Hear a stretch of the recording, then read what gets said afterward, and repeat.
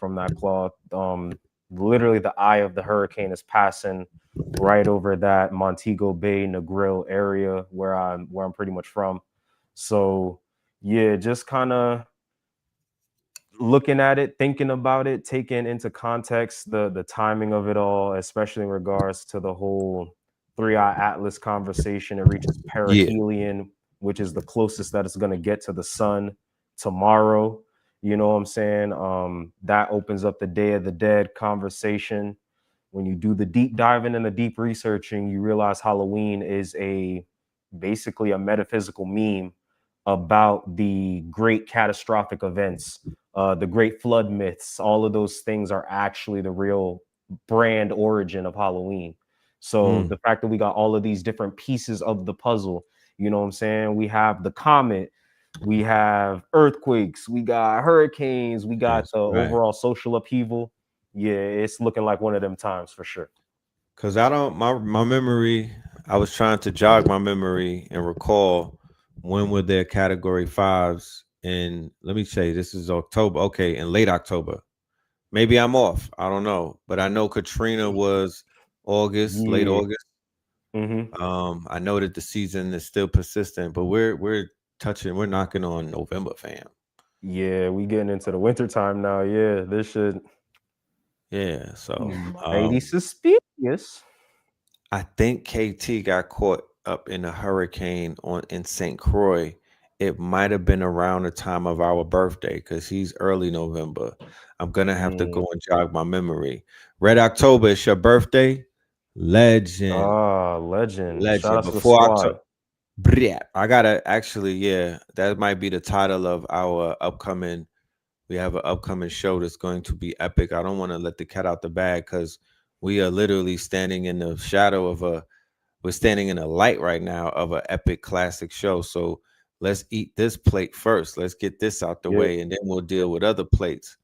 But the God is back. You know, I'm talking about the young assassin is here to catch more bodies and whatnot. More You feel bodies. me? You know, I'm talking about yeah, yeah, yeah, We the we driller. we on You know what I'm it. saying? You Like know what I'm Steve Driller, saying? The obsidian drill god. the city and drill gods. All of my Scorpios that are out there, we have some wonderful news, and we're going to let that be known as we go into the show. But I'm going to give this Yes. brother the floor. We're not even going to do roll call as of yet. We'll do that later. I want to cook. You know what I mean? I don't want to do a Hmm. lot of hyperbole and announcements and stuff like that. We'll get to that. But let's get right to it. All right, let's get right to. Um, So are you able to pull up the PDF I got shared on here?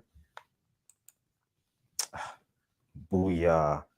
And that is the conversation for the evening. The Tetra tool test. That's why I call this Weapons of Ontology, right?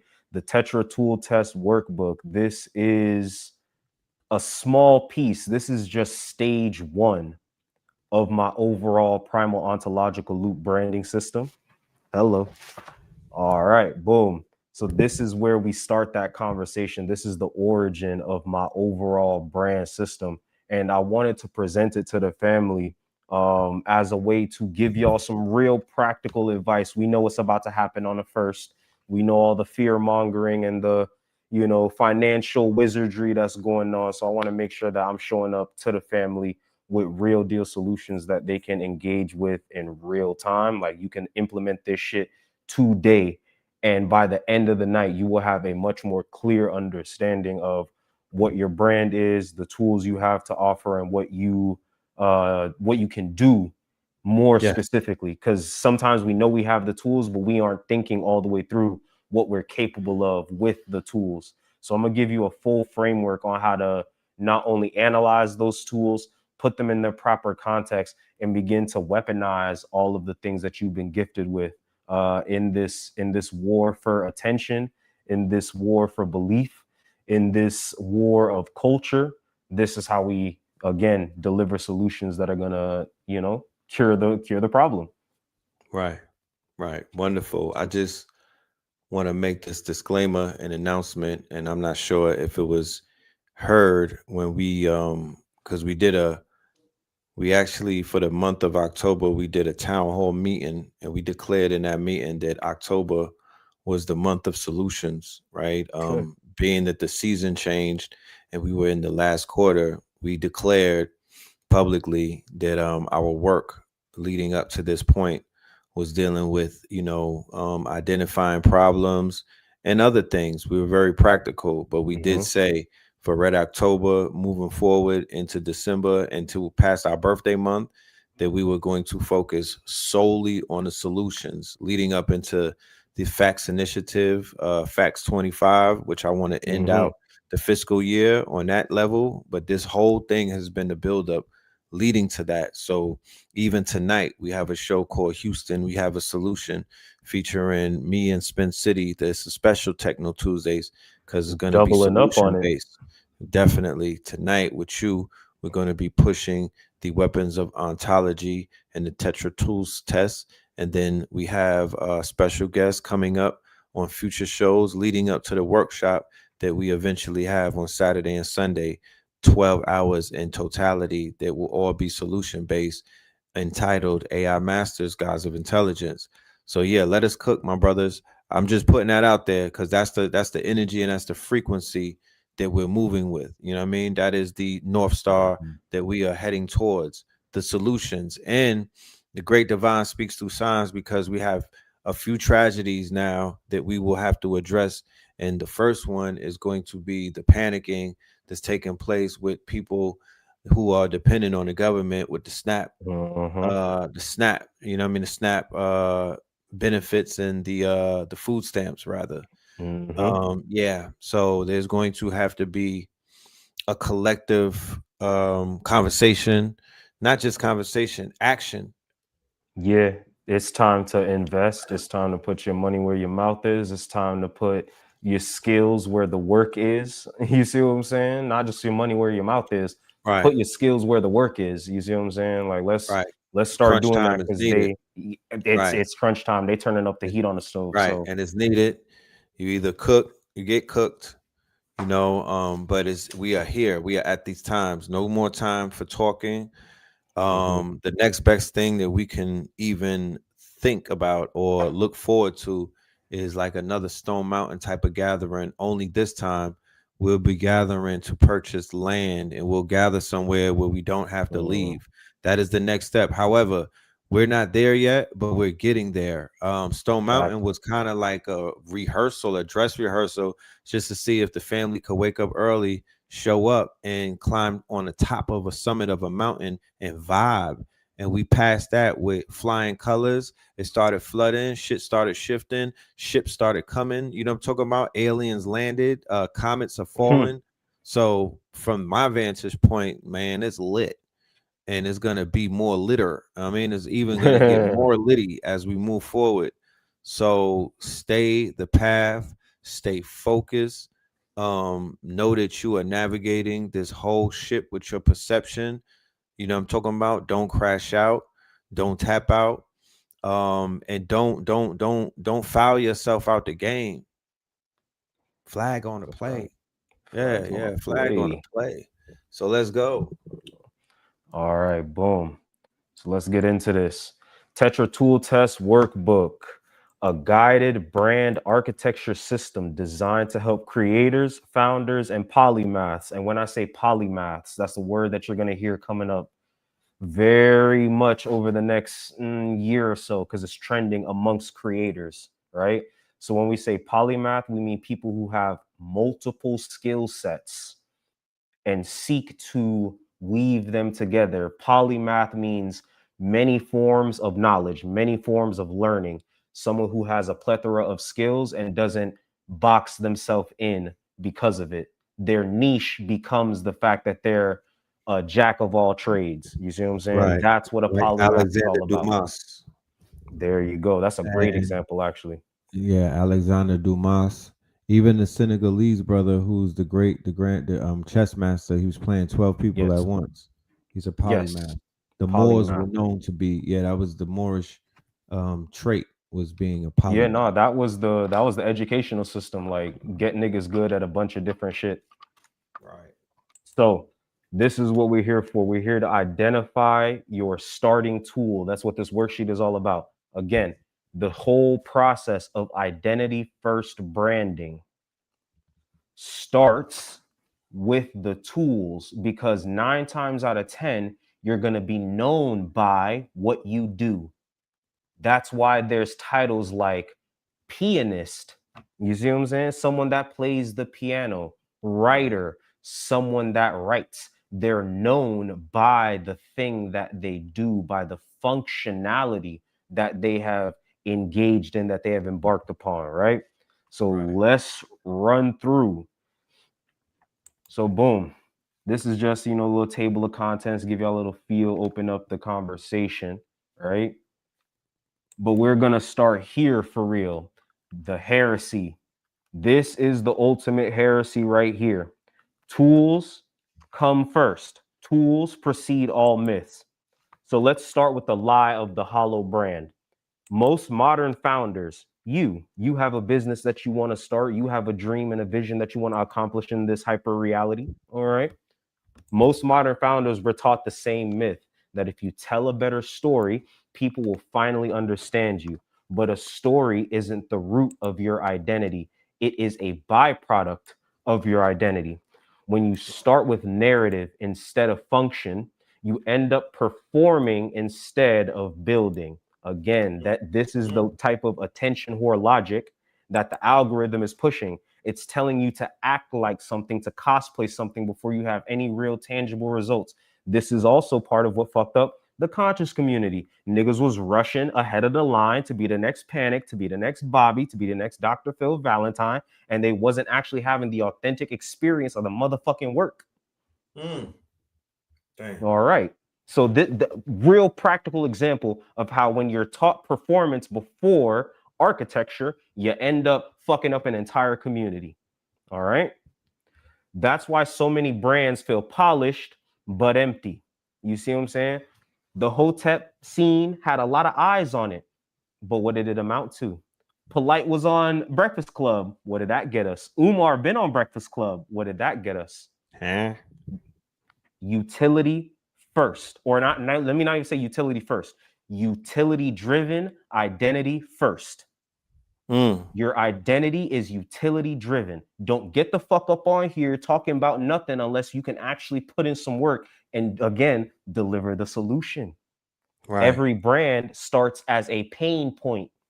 It's a pain, a problem that bugs you out so fucking much that you take it as a personal affront and you go find the solution for it because you're tired of waiting on everybody else to come fix it, and you rather just save yourself.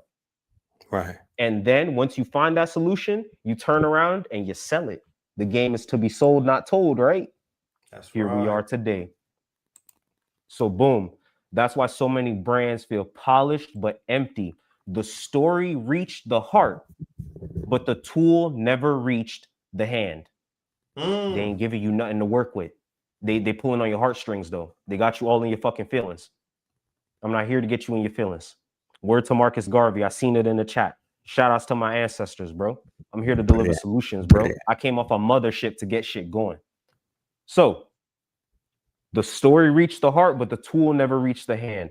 A strong brand begins with what it can do, not what it can say. I don't give a fuck what you talking about, unless your talk matches your walk, and then I might follow you somewhere. All right.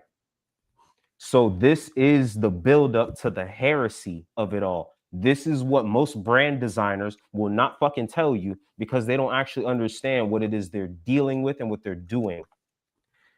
Tools come first. So here's the reframe. Tools precede myths. Function comes before lore. Before humans told stories about gods, someone tied a fucking stone to a fucking stick and altered the entire trajectory of human survival from that point forward, nigga. Now you understand why if I go grab signs and symbols of the primordial man off my shelf right now, he consistently talks about one of the oldest symbols of God being the hammer or the axe. Because when we created that tool, we fundamentally changed the nature of our reality on Earth. When we turn the stick into a spear, when we turn the stick into an arrow, when we figured out how to carve the rock into a bladed edge, word to obsidian, this is what changed the nature of the human experience. A tool changed the entire nature of the human brand. All right. Before humans told stories about God, someone tied a stone to a stick. Action came before explanation. That's the essence of the primal ontological loop. You don't earn a story worth telling until you've built something that works. Because if it don't work, what the fuck do we have to talk about? The reason why we're still so caught up on our Cometian ancestors, the shit they did works. We can see the visible proof of it. The fucking pyramid's still standing again 10,000 years after the fact. That's why we're so drawn to them. We want to know how they built it. We want to know what tools they were using, what systems, what frameworks of thought were they using in order to accomplish the science that we saw. So no tool, no myth, no exception. No tool, no myth, no exception. The issue is with the Egyptian shit, we can't figure out what the fuck tools they was using to recreate the engineering and technological principles to do it ourselves. There's no tools anywhere. Ain't no hammers, ain't no chisels, ain't no none of that. That's why they can't figure out how to rebuild it. They don't know the process. So you see how the tools are ultimately the missing link that could help us unravel the mystery. We don't understand the systems. That's what turns a myth into math. You need the tools. You think it's just Ra and them talking to you until you see the formula behind it. There we go. So that's the start. Let's go to the next. Utility is the ultimate luxury. Say it with me now. Utility is the ultimate luxury because true luxury is usefulness. Why do they talk about German engineering so much? Why do they talk about Japanese engineering so much? Because the shit is built to last. It's useful. It's so useful, it almost makes you forget that it's a tool. You start feeling like it's just this ambiance experience when you can push 400,000 miles out of a Honda. That's luxury, nigga. You can get in your car every day and not even have to think about it. It's built so well, crafted with such care and intensity that it lasts you. A sovereign brand isn't decorative. It's ritual technology, a system that actually solves something meaningful. We're not here to sell niggas' dreams. We're here to solve meaningful problems. Your tools are sacred artifacts born from necessity and refined through experience. Each one is a symbol of what you've mastered. Each tool is a symbol of what you've mastered and a gateway for others to access that mastery. Once I figure out how to use a hammer, I can teach the next nigga how to use a hammer. Matter of fact, once I figure out how to use a hammer, I start building up a reputation of being Mr. Hammer Time. You see what I'm saying? And once I build up that reputation, that's what now embeds meaning in other people's lives. Because when they have a problem that can only be solved with a hammer, guess who they're going to think about first? Mr. Hammer Time. Because I utilized the tool in such a way that it brought it out of the space of just pure utility and into this space of luxury. It's not just a tool, it's a sacred artifact. Hello. What the fuck is Mjolnir? A hammer. But Thor ain't Thor swing that shit at you and you ain't going, you don't want to build a house with Mjolnir now. You see what I'm saying? The tool has been taken beyond the level of just pure utility into this level of mythic luxury, where now I become identified with the tool. The tool becomes a status symbol. Why you think all the Egyptian gods were running around with all these different scepters and staffs and shit? And why is it that each different staff communicated a different level of authority within the universe? If what I'm saying right now isn't the actual nature of what branding is supposed to fucking be. You start with the tools, you start with the utility. I don't give a fuck who you are until you show me what the fuck you can really do. Do a backflip, nigga. And then I'll take your gymnastics class. The fuck are we talking? Don't tell me how you did the backflip in 93, nigga. I don't want to hear that. You better pull up the video. Show me the medals. You see what I'm saying? Show me how you done broke your leg. You can't even compete no more, but you still got the fire in your heart. That's what I want to see. That's some legendary shit. That's the luxury. That's when people are willing to pay you top dollar for something that to you, nigga, is just a hammer. I could teach you how to use it. Like, nah, I'd rather pay you to use it because you're an artist with it. When I use it, I might fuck around and destroy this whole shit. But when you use it, something meaningful is made. And here's what I'm saying to you, occult lecturer. I see what you're saying. Any tool, according to ontology, any tool has the capability of being imbued with life force essence because every tool has a withdrawn being. We don't get to interact with the full nature of a tool.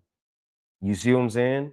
There's the part that it reveals to us, and then there's the part that's withdrawn from us. So think about it like this. Humans have a specific use for hammers, right? But there's an aspect of a hammer that only a bee could understand. There's an aspect of a hammer that only a tiger could understand because a tiger is coming at it from a completely different perspective. So there's aspects of the tool that, although it was made with human-centric needs in mind, there are aspects of that tool that still go beyond our comprehension.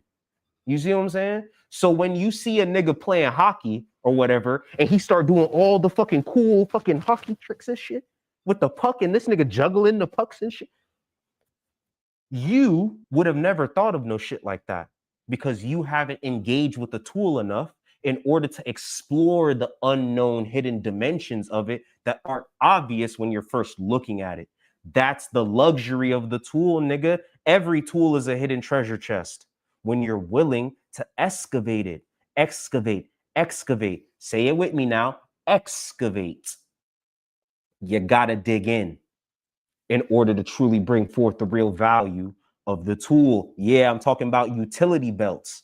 I'm talking about toolboxes. Your goal isn't to create content at this stage. It's to identify what works, prove it, and then build from that.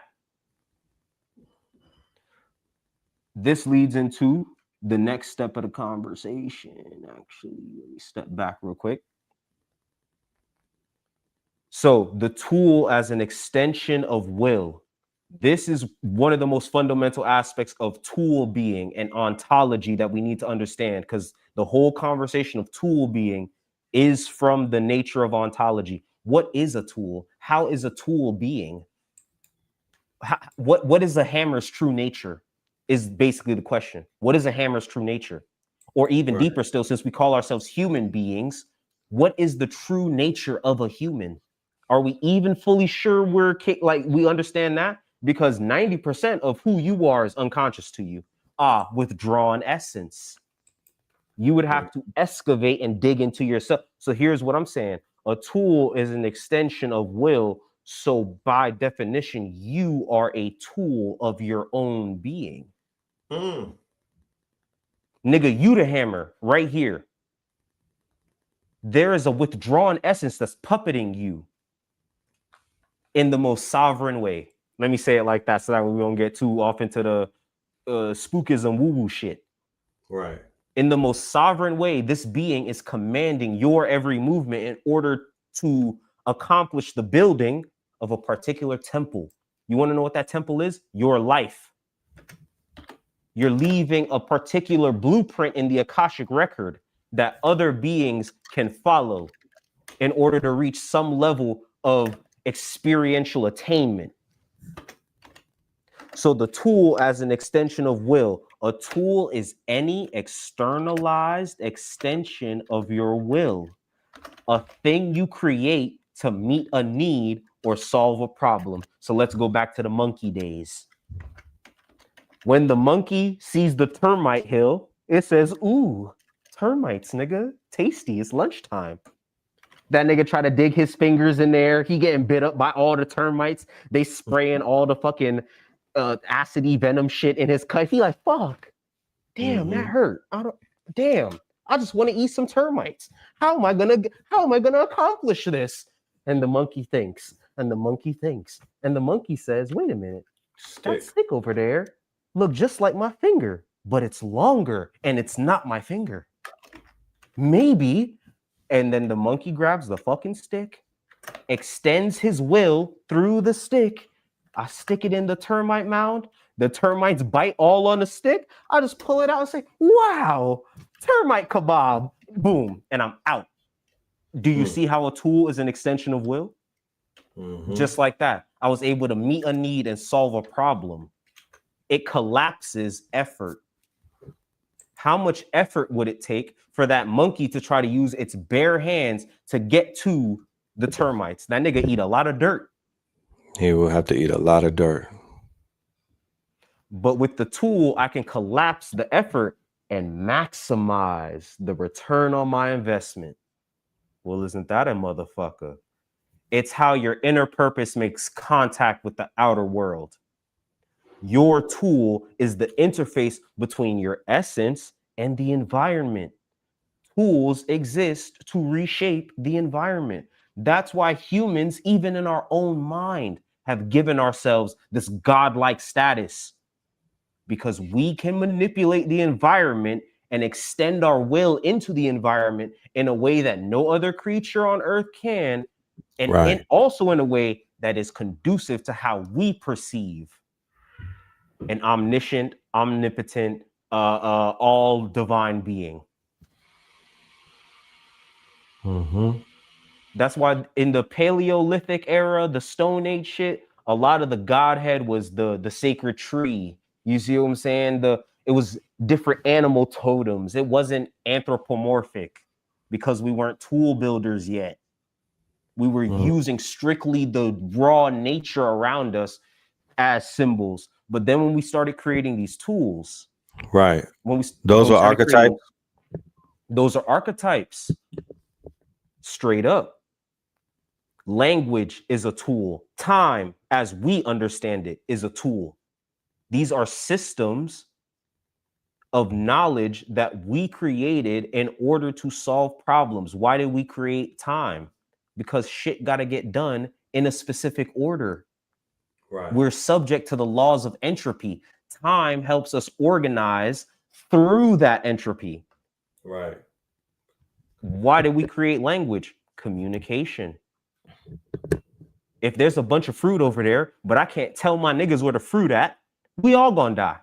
I might live, but that don't mean nothing if my whole squad dead. How am I gonna reproduce? Right. So there's a part of communication that's strictly about reproduction, just to be able to.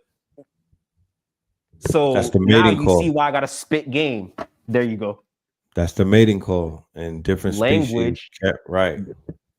Language becomes a tool to extend my will to get some box. Body language. Gestures, the mudras were the first language, sign language. All tools. So this is how your inner purpose makes contact with the outer world.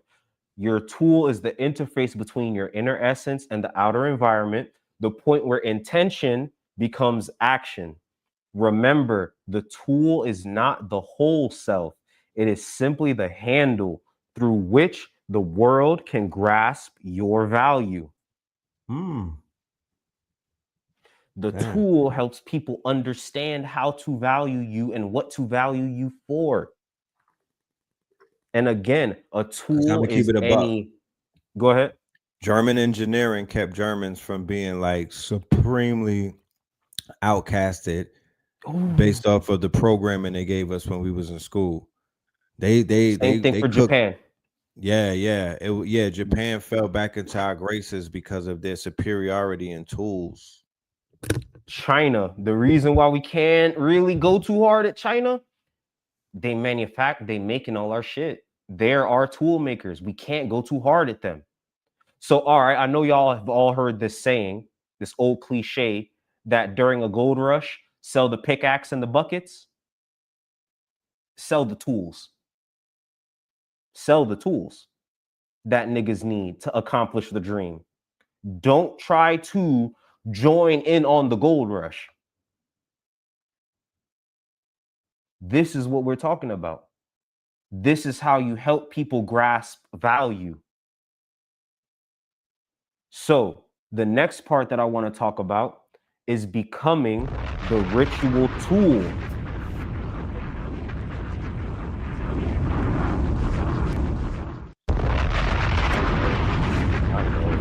Said sell the fucking tool. Sell the fucking tools. Sell the solution. If y'all, my bad if there's little ones in the audience because it is kind of early. I do For the apologize. I'm parents, so sorry. I emailed YouTube with ideas for the tool to have a tool that would take out the cuss words out of these videos. But until that happens, I will go to there's a Chrome extension where you could download these videos and get the transcript, or you could take this video and put it in Gemini and tell it to give you all of the bullet points, all of the bullet points, all of the main meat of this, and then you could tell that to the you could teach that to the students. But yeah, they say don't sell don't sell the medicine, sell the cure. People are not buying into. They want the transformation. They don't want. They do. They want it. They buying into the transformation, and yes, sell the tool. So during this Sell the boom, tool. that's what I'm bringing to this community. That's what the workshop. I want to show the family how to sell the tools during the boom. You don't need to chase the boom. You don't need to run into the boom. You might be a little too late for that. Don't fall for that bubble. Sell the tools to the boom. That's what you do. You make yourself the liaison. You protect yourself that way too. Because once that bubble pops, you're not inside of that bubble. You just been selling the tools. You selling the pickaxes and the shovels. If the mountains collapse, you ain't lose nothing. Exactly. People in the mountain is gonna be lost. So yes. As That's that's what we exactly what are we're as this going for. community. We are the tool makers. That's the gift that Boom. your intelligence will bring Yep. you to that level that you literally could think in ways that the average person cannot think. You have a brain computational. Your mind is different because you have a higher perception of things. That's where the tool Yes. makers are. The tool makers are not at the bottom level rubbing rocks, my genius. I promise you they are not. Tool makers are the world builders. Your World builder. ancestors were tool makers. Your ancestors were engineers. Your Facts. ancestors were technologists. Let's get this Facts. all. Let's please, for the love of God, let's get all this goofy shit out of our head.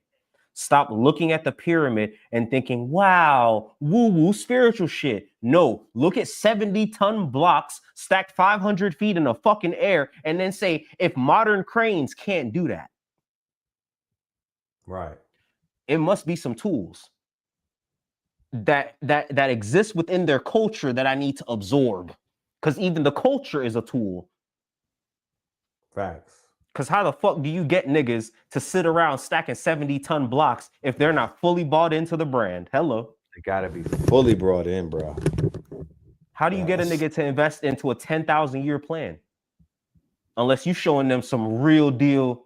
Shout out to the pharaohs. The pharaohs was lit. Super lit. Because whatever they was presenting to the public, they was with it. For 10,000, 20,000, 30,000, 40,000. This all one bloodline, nigga? Yeah, they was like, lock me in. Sign me Oh, up. we love this, nigga. 40, Sign me up. 40 centuries.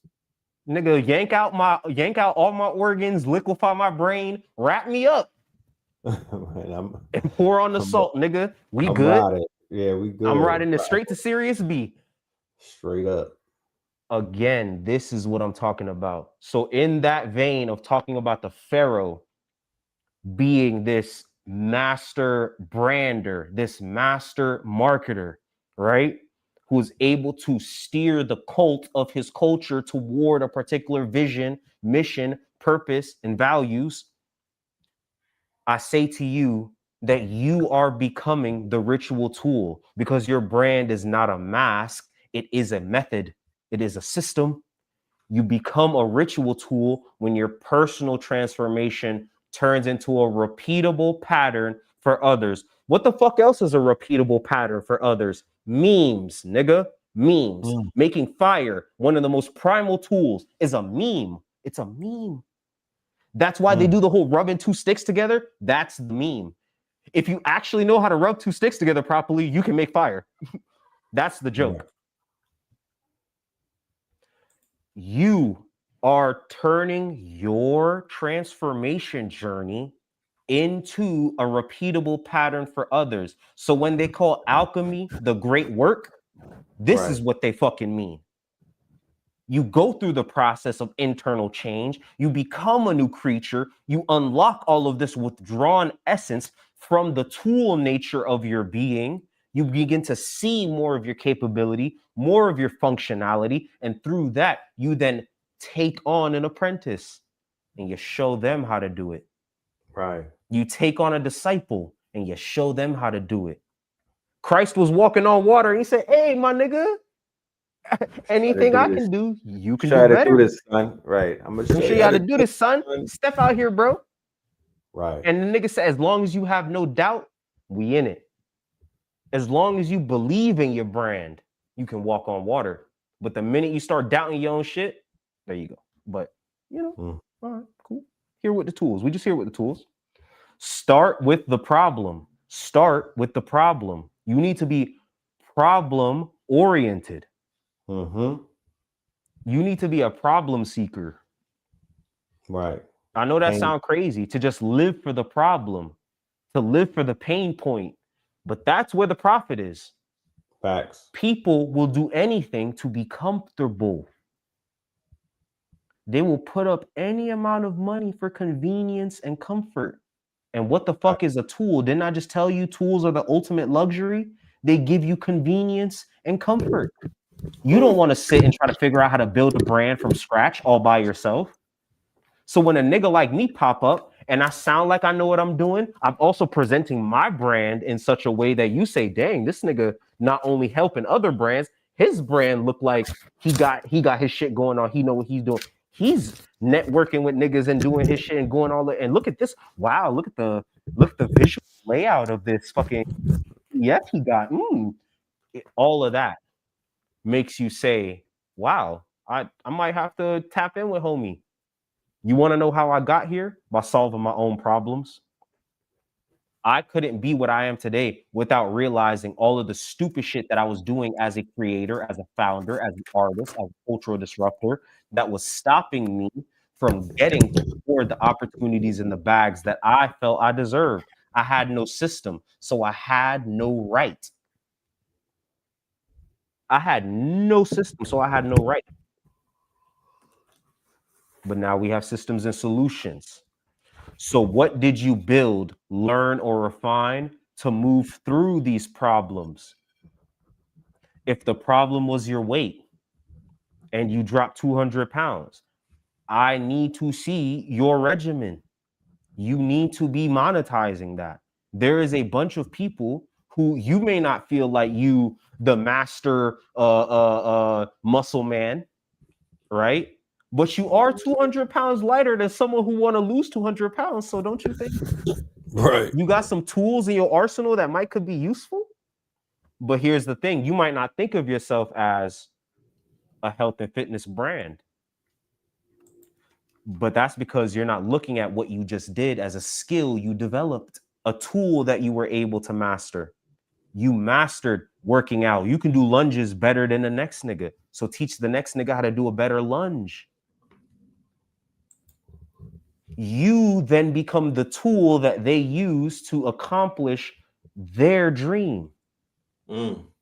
I've been noticing TikTok do it lately. They have these commercials on Amazon Prime where they'll go and they'll find the creators that are specifically giving out very useful, helpful, educational, edutainment type content.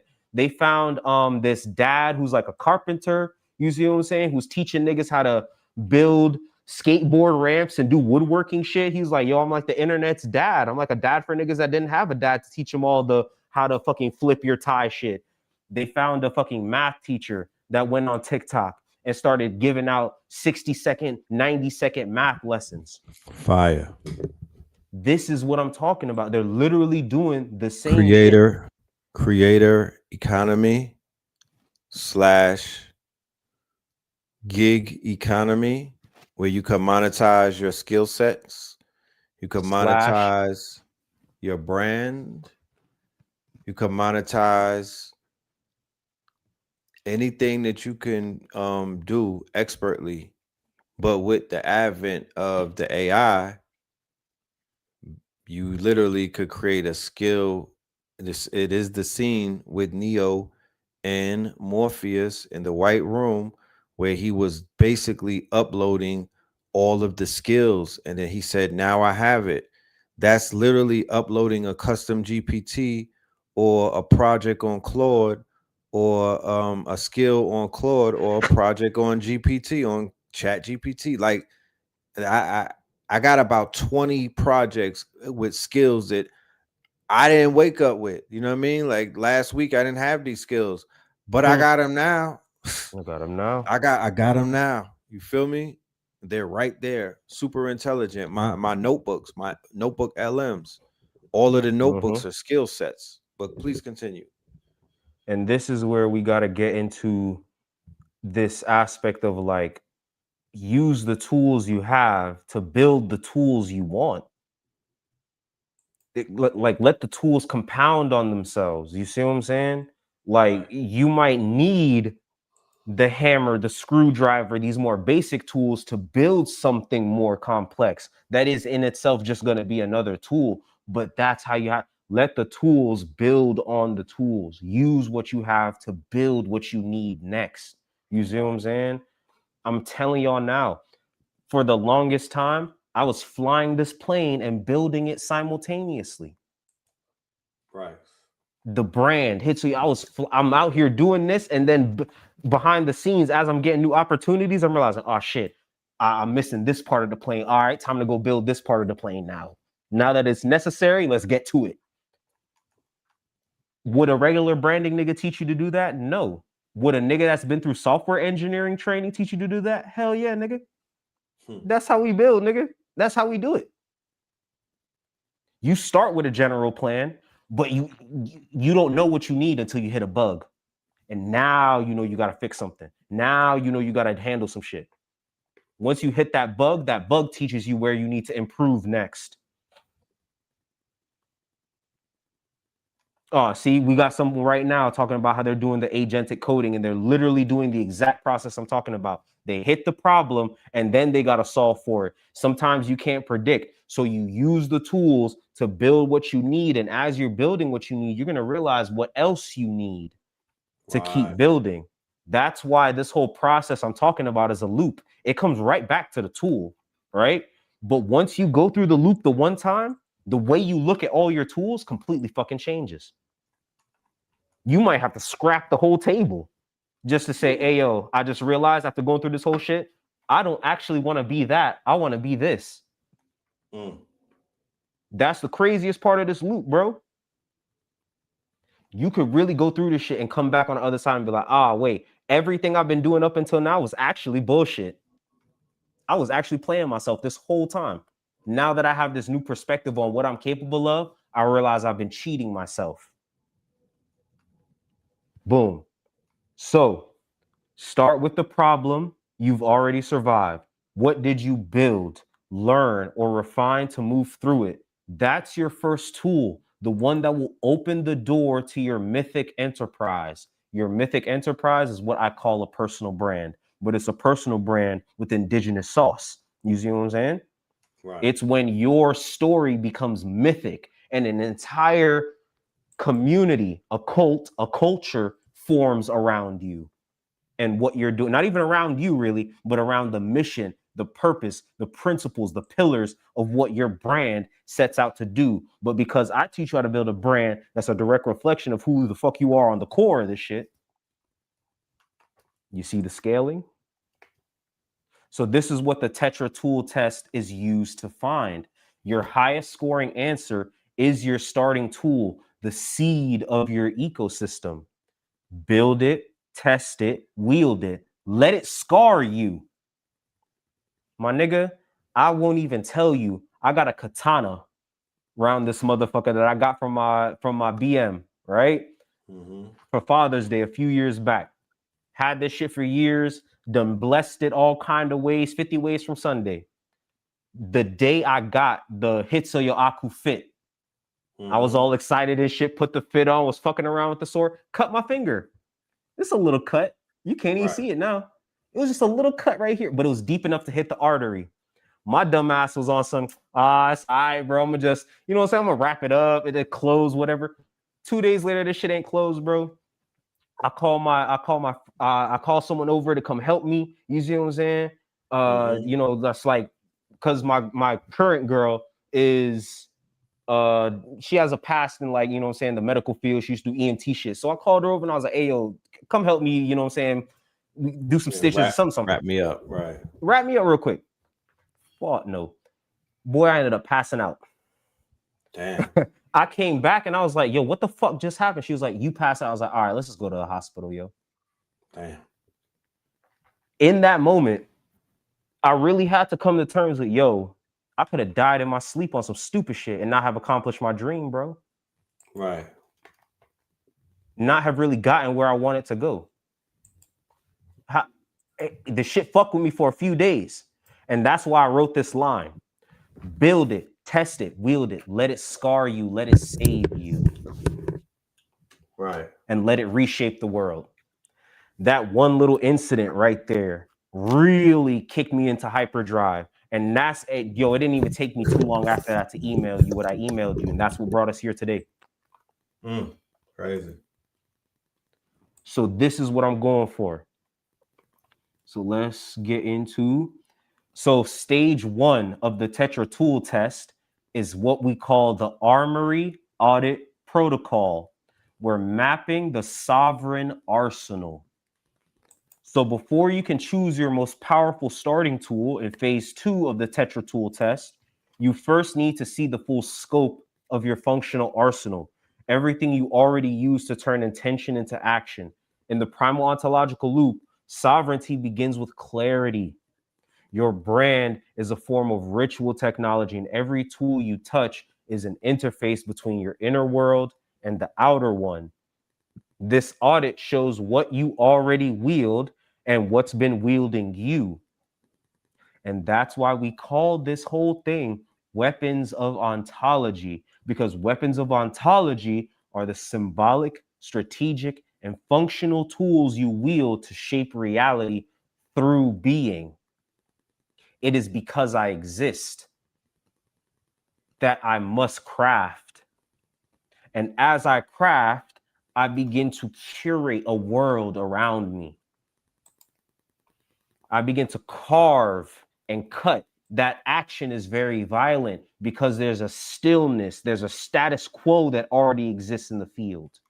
I am now saying I want to override that to create higher order, which means I have to introduce chaos into the system. Right. Weapons of ontology. In the primal ontological loop, ontology, the study of being, isn't abstract. It is the battlefield. Every tool, word, ritual, framework becomes a weapon when it's consciously designed to alter perception, restructure belief, or amplify the signal. From a sovereign brand perspective, weapons of ontology are tools that turn ideas into infrastructure, symbols that encode myth into systems, frameworks that rewrite how people perceive identity, power, and purpose, and finally, rituals that stabilize coherence and regenerate meaning. This is a war against nihilism. You need tools. They are the instruments through which a sovereign reclaims authorship over their reality. Again, a tool is an extension of your will created to collapse the effort between your future desired state and your present state. There we go. As the sovereign avatar, which is my ICP, you see what I'm saying? I got a lot of brand documents behind the scenes, right? So as the sovereign avatar document says, you're not just building a business, you're wielding polymath chaos into a weapon. You're forging a weapon out of chaos. Obsidian starts as lava, magma. That's volcanic glass. That is one of the primary stones used across many a culture for their first hammers, their first weapons, their first axe, their arrowheads, all these things. Facts. But the nature of obsidian is non-linear. So again, we're taking chaos, giving it a form, and then refining that form into something that is supremely useful. As the sovereign avatar document says, you're not just building a business, you're wielding polymath chaos into a weapon. As the primal ontological loop adds, you don't brand yourself by speaking louder. You build a hammer and the world learns your name from the echo. You build a hammer and the world learns your name from the echo. That's deep. Steve Jobs ain't even build the iPhone. He was more the marketing nigga. Right. He had other niggas. But yet we associate him with the building of the thing. Right. Well, he was just the front man. Just telling that story. This is what we're talking about. But what he did do was build systems that created the spirit of innovation that we associate with the brand of Apple. And that's what makes you buy an Apple product that's it. That's it. It's the spirit of innovation, the spirit of clean, creative genius. That's what you're buying into. But that's how they built the world around them. That was the tool that they were using. The spirit of innovation was Apple's tool. So that's the Armory audit process. That's a little bit of the theory behind what we're doing here. All right. So then, boom, what we're dealing with here is the audit itself. So we're going to start by listing every implement, every tool, every skill, every framework, every talent that you have, that you use to create, that you use to communicate, or that you use to build, right? This can include physical, digital, creative, or symbolic items, right? And we're going to sort them into four fundamental categories. First is tools, which are objects of discovery, right? Ontology is all about objects and being, right? So toys are objects of discovery. Their primary function revolves around play, curiosity, and safe chaos, where you learn through improvisation.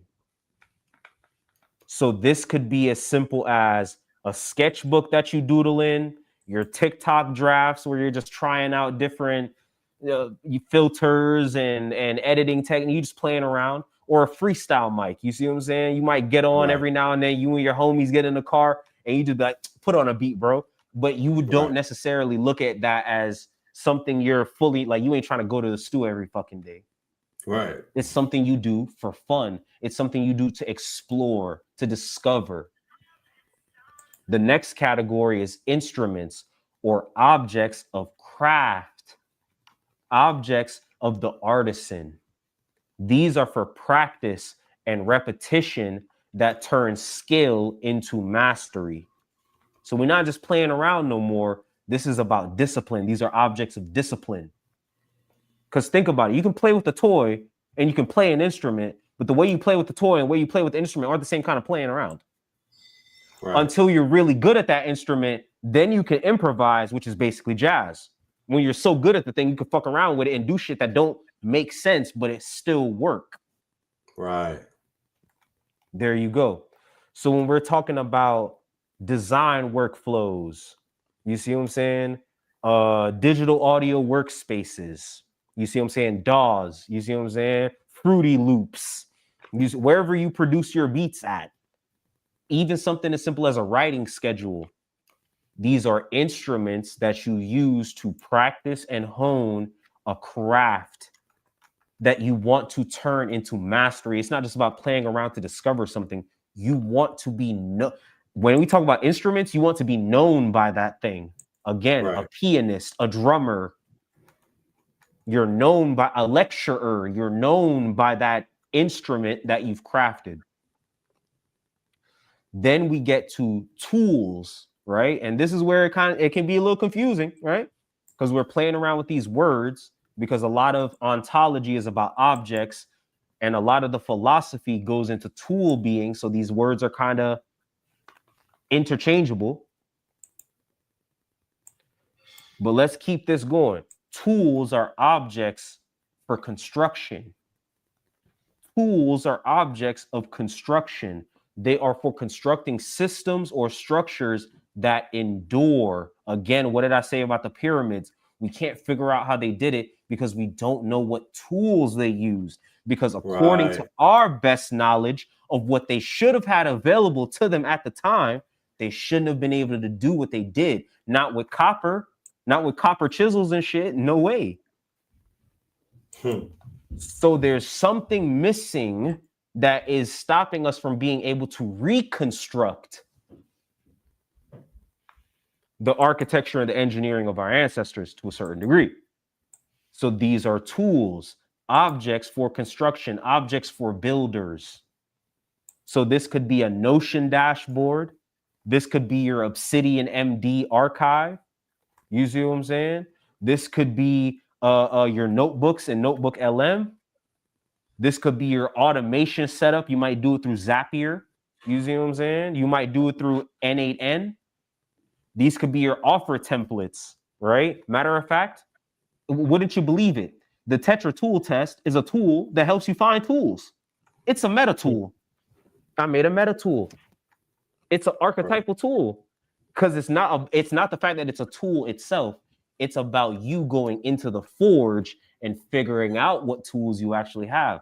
So my tool is from the metaverse. This is more about archetypes than it is about the actual tool itself. This is about crafting an archetype around the tools that you have. Because if you have a hammer and a saw in your hand and you look real comfortable with them, it's safe to assume you might be a carpenter or something along that line. You might be good in construction type situations. Right. But if you have a guitar and a harmonica and you play in both at the same time, then my nigga, I might want to hire you for my orchestra. Finally, we have weapons, which are objects of disruption, objects of destruction. So tools are objects of construction. Weapons are objects of destruction. They are for defense or sharp impact. They are your edges or your critiques. So this could be a presentation deck that you use. You see what I'm saying? In a pitch meeting, you're using that as a weapon. You see what I'm saying? You coming in there knowing, yo, my offer is better than the next 3 niggas' offers. So you're weaponizing it. It could be an incisive post. So when you clap back on a nigga on X, when you clap back on a nigga on Instagram, when they try, when one of them little MAGAs, the maggots come into your shit and they try, and you clap them with 13 John Henrik Clark references. Right. You're using the knowledge as a weapon at that point in time. Weaponizing it, right. Whereas in your own private time, you might use them as tools. You see what I'm saying? To help you build up your cultural understanding, to help you build some cultural pride. You might use them as instruments to sharpen your own intelligence and the way you look at the world. You might even see it as toys. It might just be fun for you to research. I could definitely see that with Bobby. With Bobby, he was just having fun researching whatever the fuck. Right. Once he Truth figured be out how, told, to research, he was just having fun with it it. was over. Yeah, College and boom, college was it. It seems like because as soon as he came out of college, he started lecturing. So it's like as soon as he learned how to do real deal research, that was it. He just wanted to research. And that's right. why his lectures come off the way they do. Do they come off like a college drowsy, boring? No, that nigga was having fun up there. That's why you could Mhm. rock with him for all 8 hours straight. Right, That nigga had jokes. That nigga had same thing with Panic. You see what I'm saying? right, They took the knowledge, and Panic was more weaponized with it for sure. Panic was definitely more weaponized, right? More right, militant minded with the way he addressed it. Bobby was more novelty toy minded with the way he was going at it. You see what I'm saying? I would say Dr. Phil Valentine falls into that spot between tools and instruments. Goddamn, that nigga was an antenna to some higher dimensions. And when he was done dropping that blueprint on your brain, you had to try to you had to try to figure out how to reconstruct your entire world when that nigga right. was done talking to you, reading off them pages, them yellow notepad Pads. pages. I'm talking Yeah, about the them yellow old notepads. lectures, Yeah, that was the ones that shit cracked craniums. bruh. The One of yellow them yellow notepad. notepad lectures is what brought me to the Zolkin, what brought me to the Mayan calendar. Cracked my cranium. I Right. couldn't keep looking at the world the same way. He built me a new reality. Straight up. World builders. There you go. The tool makers are the world builders. Every object has its own gravity. What is gravity? An unseen attractive force. Hello. That draws you inward toward the core, the center. The more you use the tool, the more it shapes you. So be mindful of what you keep in arm's reach. If you don't want to be a pianist, stop hanging around fucking pianos, nigga. Right. Because you're going to fuck around and start pushing keys. Right. Straight up. That's it. If you don't want to be an artist, don't take your ass to Michael's. Stop going over there. Because you know what you're going to do? You're going to buy you a smock, a little easel. So Got it just easels starts over with there, the, man. it starts with the water paint. And then 20 years later, here you are on some Bob Ross shit. Do you see what I'm saying? Be careful of what you keep in arm's reach. What you wield is simultaneously wielding you. That's why I like object-oriented ontology, which is like the 2.0 version of regular ontology. They speak of a flat ontology, which is exactly like the animistic principles our ancestors were kicking. Everything has an essence and a spirit. So you can become possessed by an object. You can become possessed and obsessed with your tools. When a nigga get into flow state and they don't want you bothering them about nothing because they deepen, them and the tool have fused. They become one. That's a part of the tool being. It's called there's two sides of it. One side is when the tool is in perfect use, it disappears, it vanishes from your consciousness. When the tool breaks, now you become consciously aware of it. Now it becomes just another object in the world. It becomes an alien at that point. Once the hammer ain't hammering no more, you gotta look at it and be like, what the fuck is this? Right. Once the humans stop humaning, you gotta look at them and be like, what the fuck is y'all on? Because the tool is not functioning within its proper capacity, and now it looks weird. By the way, this whole framework right here is available on the Substack. I'll drop the link in a second. I just want to make sure we get through this. Step 2 of the process. Now that we've gone through the 4 categories that you can place your tools into, your skills, your talents, your systems, your frameworks into, based on how you use them and what you use them for. Now, we're going to give it a coordinate system, nigga. Let's map it the fuck out. Let's see where all of your tools actually land once you give them a place to exist. So now we're going to translate your list into a visual field. It starts with a simple cross. The x-axis, which is the horizontal axis. I know some of you niggas was not paying attention in math class. is the axis of tool to weapon. Tool to weapon. Constructive versus destructive aims. All right. Are we building or are we disrupting? Okay. The y-axis, the vertical axis, is the axis from toy to instrument. How are we playing with it? Is it strictly for the vibes or is it to generate deeper value and mastery? Okay. Once you draw that cross, what you end up creating is 4 quadrants. You might catch on to the tetra tool fours, 444. You see what I'm saying? There's 4 different types of objects. And then when you cross coordinate them, they create 4 different areas of object use. So when we look at this quadrant system, you're going to drop each one of those tools that you listed out in your thing. You're going to drop them in this map based on the creative energy that you associate with them, right?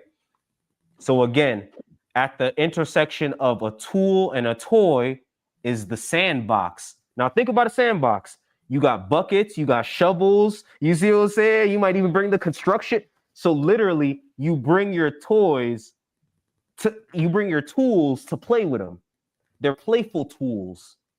So the same way we might have, my daughter has an easy bake oven. It's teaching her real skills that she can actually use. Right. But it's kid friendly. You see what I'm saying? It's not like she not gonna go make a full 5-star meal in a goddamn easy bake oven. It's just for play. Right. So when we're dealing with the sandbox, it's playful construction where experiments turn to prototypes.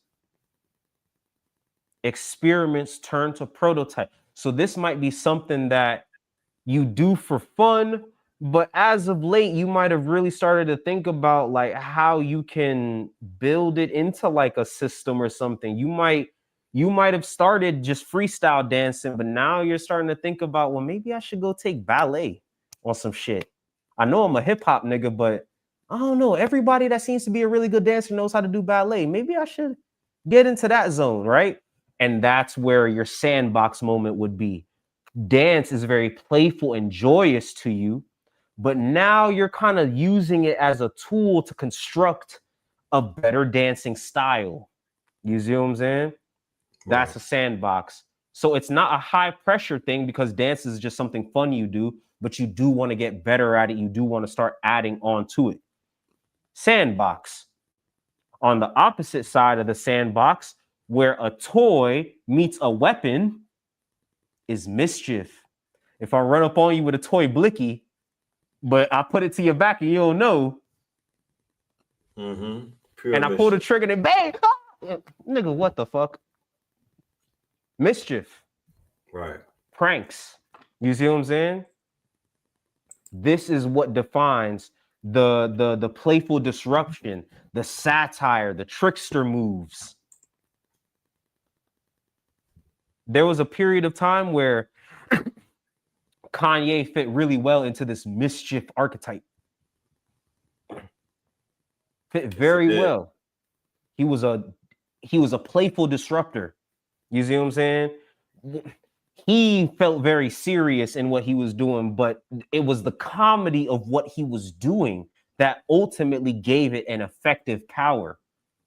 He could have been one of the Supreme Court jesters on some real nigga shit if he didn't get under Trump's deodorant. He could have been one of the ones to really take them shots at him but he fell onto the bandwagon with him and decided to do mischief the other way. Right. You see what I'm saying? Flipped him and turned him into a MAGA tool. There you go. Turned him into a MAGA tool. Right. When he was supposed to be the one that was the neutralizer of that whole shit. Because what was the point of you going at? He was a tool. Now it's just a toy. Right. Now they just play. See.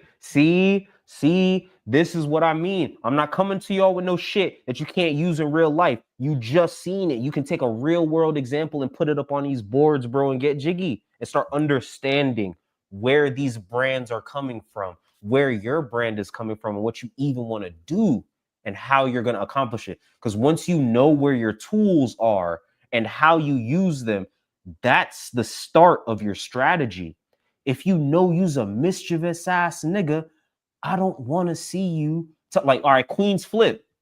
Perfect Right. example. Very mischievous, anticky ass nigga. He's Right. having the hardest time removing himself from that stage of his brand From because that he back. was so identified with it. Right. Because every time he does an IRL, he'll go to like the Labor Day parade. He'll go to Mm-hmm. block parties. He'll show Mm-hmm. people what it was a day in a life following Queens Flip. And every borough that he goes to, he's getting approached by people running up on him aggressively, trying to match that energy that he branded himself with.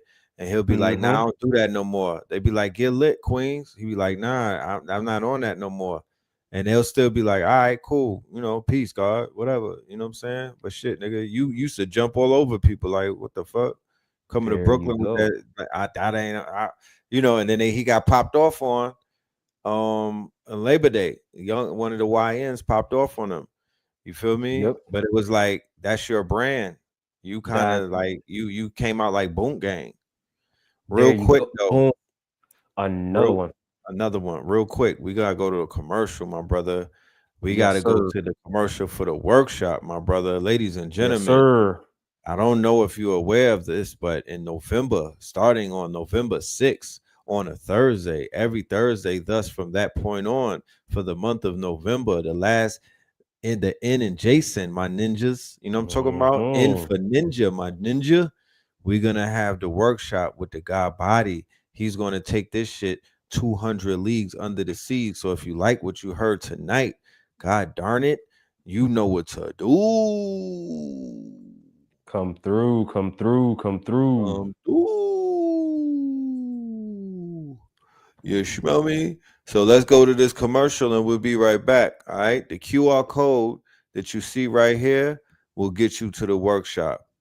They've made it very easy very smart on StreamYard's behalf to put that there. So the QR code, you put your camera on your mobile phone right up to it, and boom, it takes you right to the site. So that cures hyperlinks in the chat. That link don't work. All of that is over. Oh, hit the description. No, Nope, QR nope, no code. more Scan that right. excuses, Don't y'all. scan it right there, right up, right there. You see it, the QR code with the duck in the middle, and it'll take you Mm-hmm. where you need to go. But before that's being said, let's go to this commercial. We will be right back and continue the hibachi. The old vanguard taught performance, polish, persona, profit.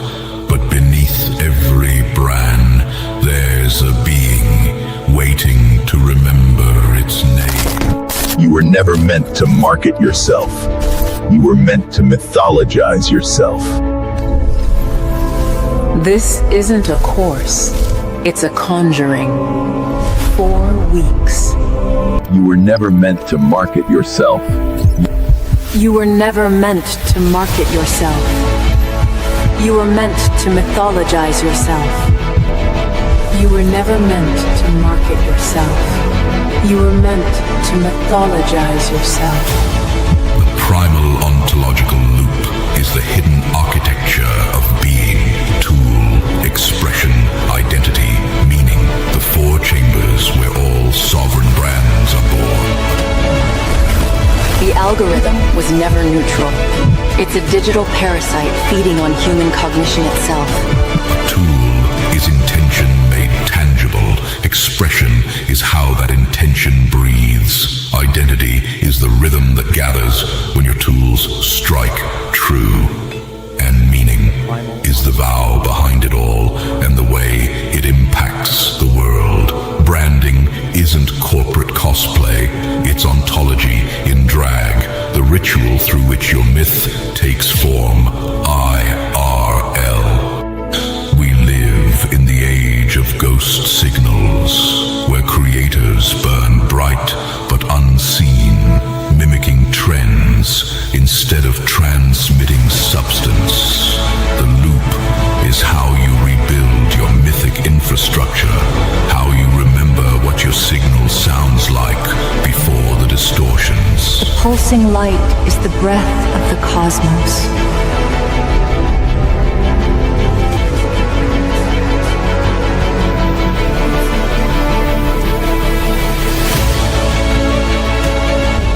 The universe reveals its true form not in chaos, but in the sacred geometry of being.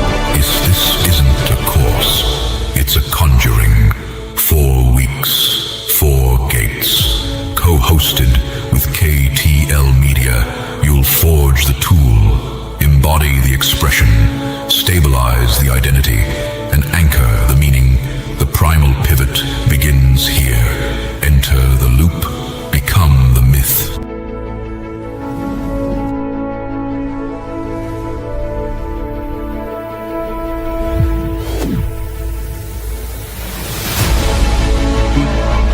This isn't a course, it's a conjuring. 4 weeks, 4 gates. The primal ontological loop is the hidden architecture of being. Tool.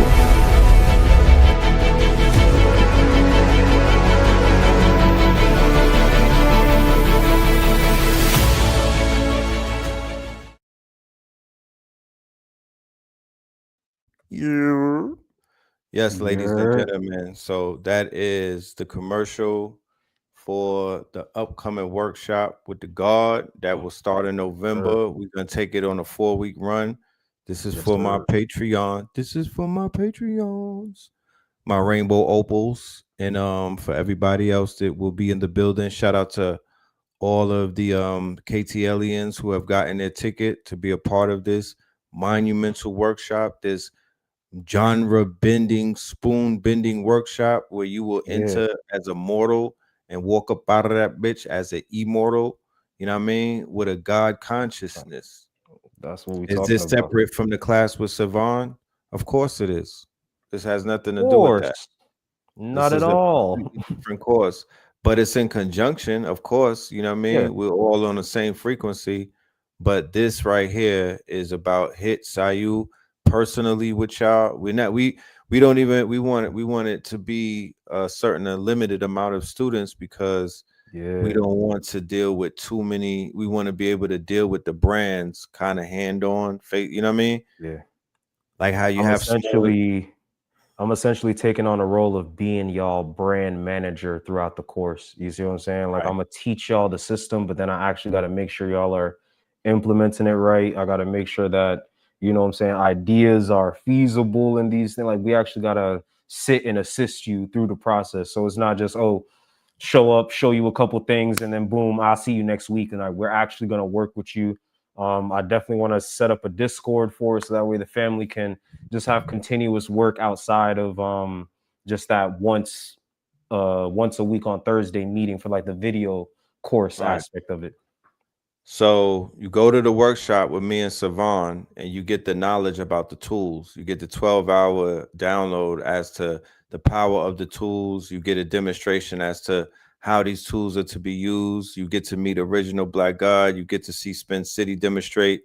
You feel me? And then you take those tools into this next 4 weeks, and you begin to forge a new brand because we're living in a day and time moving into this new fiscal year where it's too much uncertainty. So if you were to have to get up and go around the world, if you were to have to tap into another global economy because the fiat dollar has fallen, whatever the case is, you're going to need some of this game in order to move and maneuver through what they call the digital economy. You feel me? The digital economy. So you could tap into multiple streams of income. You don't even have to build a personal brand. You could take the game that's being given to you and learn how to build a brand that's completely outside of your Yeah, niche. actually. That's a fact. This information is universally applicable. I like personal brands because I like turning people into legends. You know what I'm saying? It's always been one of my things. But truth be told, you could do this with a regular corporate, because that's the only other side. This personal brand and corporate brand. So you could turn this into a regular corporate brand, a faceless brand. It doesn't matter. Like it's the same principles at play. You're gonna need to know what you're actually trying to accomplish. You're going to need to know how to express that in a way that's meaningful to your audience. You see what I'm saying? You're going to want to know how to build up a brand identity, even if that brand identity is not your identity. Like it doesn't matter. These skills are universally applicable. It's part personal development, part business development. It's all the same thing. Again, I'm a holographic kind of nigga. Our ancestors were holographic kind of niggas too. So we wrap everything into the one thing. Shout out to Spence City in the building. Yeah, Shout out to the God. The workshop with 363 Empire. That's a 2-day workshop in the beginning of November. You know what I mean? Leading this coincidentally the same day that they snap the cut snap.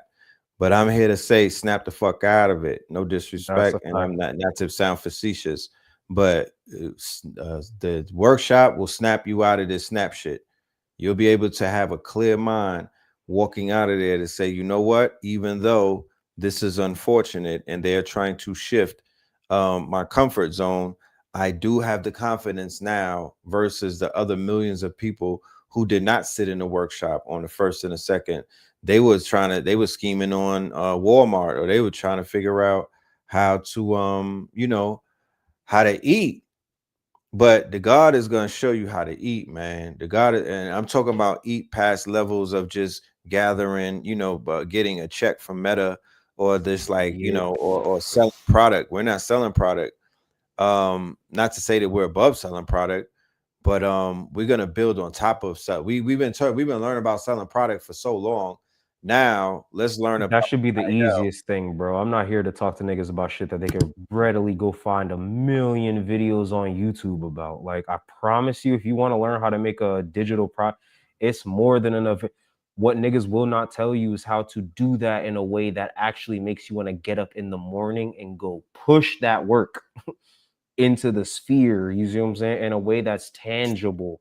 And it's gonna actually shift reality around you. Like, it's one thing to say you love the game, but do you love the game enough to stand outside in the wintertime and still pitch it? Like, all right, what the fuck? Like, we have to have that kind of attitude about it. Like, don't let the crackhead and the drug dealer out hustle you. Like, real talk. Right. Don't let them out passion you.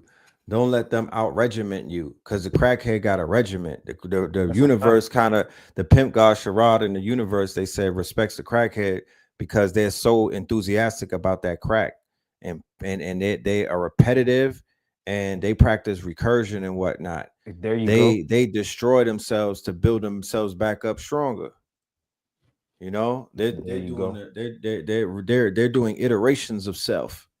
There you go. UPS just laid off 42,000 folks. Amazon is about to lay off 60,000. They're doing all of this before the holidays, on top of the 90,000 they got laid off for DEI. So all I'm trying to explain to the family, and I'm going to do better with when I roll out the Facts Initiative, we're going to start. We're starting it right now. We're going to continue it with Houston. We have a solution, me and Spin, Techno Tuesdays, and we're going to keep it going, especially for the whole fiscal. This whole quarter is going to be solution orientated. 11/22, November 22, Indigenous Day out there in Houston, Texas, with Pop Darby, with Top Cat, Big Chief.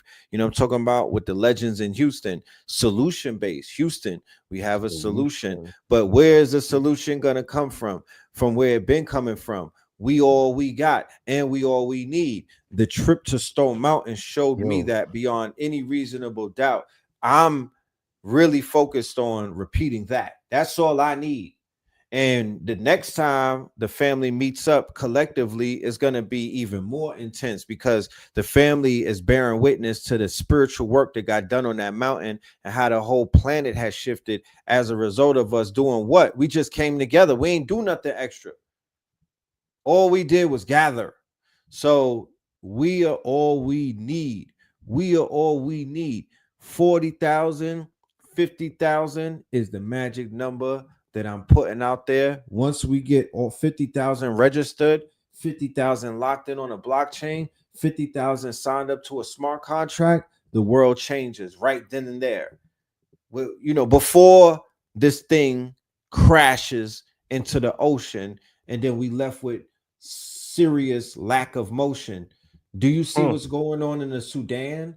Do you see what's going on in the Congo? I ain't going to Africa right now. I'm chilling. You don't talk about I'm chilling because I'm seeing that they on some real demon time. I need to go where I'm invited, first of all, until they, and you know what I'm talking about? Unless Ibrahim invites the God. But it's work to be done. You're seeing clearly what the ramifications of shit going bad looks like. You know what I mean? We're witnessing Holocaust and genocide on our phones and shit. Every day. Every day. So I'm not gonna venture into that reality. I'm venturing completely on the opposite. It's time to build, it's time to gather, it's time to really do something because the comfort zone shit is being The comfort zone's disrupted over. by the Nah. disruptors have disrupted the comfort zone. So those of us who can maintain a semblance of mature of just some patience and whatnot, and we can endure, we can smile in the face of adversity because we've been planning for situations. Such as We this. have to step up and take the lead. How That's a dare we fact. put a fucking podcaster or an athlete or a rapper or a Wow. goddamn ex-con drug dealer on the front line as a spokesman and act like they're going to filter some type of solutions to our, not For to the take people. anything away from a gangbanger who just got finished DPing his best friend and basically fighting another person over another color. I ain't judging. I'm smudging. They're not going to be in the lead. They're not the ones that are going to be the thought leaders. They're not going to come up with, they're going to carry out some of the solutions that are given to them, but they're not the ones that are going to completely sit at the table by themselves to figure things out. They will be at the table though. Some of them, you know, the army or the military or whatever, your security is going to have to be debriefed. But we need engineers, social engineers, we need shamans, we need doctors and not the ones that took the hippocampus oath. We need doctors and not Dr. Dre, my G. Like we need doctors like Dr. Blair, like Dr. Phil Valentine, like Dr. Francis Cress Wilson. We need those doctors. We need our students to step into their doctorates. You know what I mean? Because although those people were not Christian by these quote unquote white affiliations or associations, they didn't have those, you know, they give Young Jeezy a doctorate for just being Young Jeezy, and you know what I'm saying? The colleges that honorary they didn't, degree and some honorary, because you know what I'm saying? Because you sent them a cash app. No, not that. Activating that aspect of you that will make a doctor nervous, my nigga. We make doctors nervous. We make PhD niggas nervous. We make them say, "Oh, it was all for naught. I got all of this debt." And look at these niggas with face masks on and fucking shades at night, and they running circles around Dead me ass. and Dead mine. ass. And I'm paying these white folks all of this money, and I still don't got that sauce. Because I tell you this, there's nothing more quote unquote admirable and nothing more it creates, unfortunately, jealousy and things like that, because it's something that's not tangible. But intelligence can't buy it, my G. Intelligence, that's something that a motherfucker be grasping for. You know what I'm talking about? I don't care whatever their tax bracket is. Don't let them fool you. Don't let them fool you. They can have all of the money in the world, bro. They can have all of the sneakers in the world, shoelaces to match, my G. They can have all of the goddamn fur collars, nigga. They can have all of the conveyance vehicles. But if they don't have intellect, if they're not sharp, if they can't hold conversations, if they're not able to utilize their mind to create, then they're going to be incomplete. That's why you have a lot of people in misery right now. You feel me? That's not the only reason, but you have people and they're comparing themselves. They're in this type of place where they're not satisfied. They want more. They want to hoard the information. They want to hoard the knowledge. They want to be intellectual so they could talk around, you know, so they could match wits with their white folks. You know what I'm saying? There we go. Yeah, intellectual for the sake of debating crackers versus intellectual for the sake of intellectual for the intelligently sake of designing. not being right. They're tired of being laughed at, because when they're in rooms with people who have a little more that are more polished than them, you feel me? You begin to see the differences immediately. So The fragility, the fragility, the fragility of it. yeah, we are all in class. We are all learning. I am not above sitting down at the feet of anyone and taking notes. I learn every day. You know what I'm saying? That's how I keep that muscle going. I don't, they say if you don't use it, you lose it. So I'm staying engaged on a daily basis. This is my exercise, ladies and gentlemen. Exercising my mind and my brain and whatnot. That's how I stretch. So I'm gonna keep it going, and I'm gonna pile the weights up on some blue pill shit. You know what I mean? So when I come across a hit Sayu, you know what I mean? I'm like, shit, where do I sign up? I'm tapped in. Anything that he, you know what I mean? I'm soaking all of that up. I'm soaking all of that up. You feel me? As you should too. So let's continue, my bro. Yes, We got yes, we got yes. we got 30 more minutes to cook. Yeah. For everyone that signs up to the class, I'm also making sure to throw in the Primal Ontological Loop Brand Accelerator Prompt Pack. The prompt pack. Nigga, it's like putting me Did you just set a prompt inside your pack? AI. A prompt pack. It's like putting me inside your AI. And it's not just any old prompt pack, it goes through the entire system. So not only will you get 4 weeks of solid instruction, you're going to get a prompt pack that directly mirrors all of the brand inputs. You see what I'm saying? And the necessary prompts that you need to make sure that the quality inputs produce even more quality outputs. I told y'all I'm not a slop god. Primal Ontological Loop Brand Accelerator Prompt Pack. You can go ahead, drop the link. It's right there on the screen. You see the QR code? Scan that, join the class. We're going to include this in that. Of course, if you'd like it a la carte, I got you too. Don't worry. We just going to finish off the show and I get you the a la carte version. But I want to make sure that before anything, I want to make sure everybody in the family understands. I want to see y'all in the class. I want to put my hands on your brand. I want us to mold this shit together and have a co-creative experience. It's going to be different. Y Combinator has secured billions of dollars, Billies. billies off. This is what they have done right here, getting us into a cohort style room, building together, questioning each other, sharpening each other's ideas. And that's what does it. Because one nigga might be in a side of business that you might need, they might be a part of your supply chain and they trying to get their business popping. So this is how you create that integration. This is how you end up with the nigga from Meta worked at Square, that worked at PayPal, that worked at, while all these niggas keep rotating seats at jobs with each other because they all know each other. They're on board. They came out the same accelerator together. They came out the same incubator together.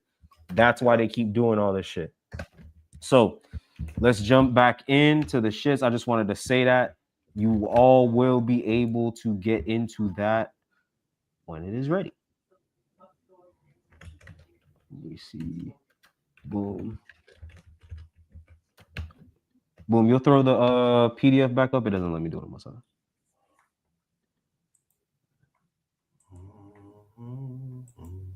Boom. There we go. So we're back to craft, right? So at the intersection of a tool and an instrument. So these will be systems that you create or construct in order to give yourself more discipline.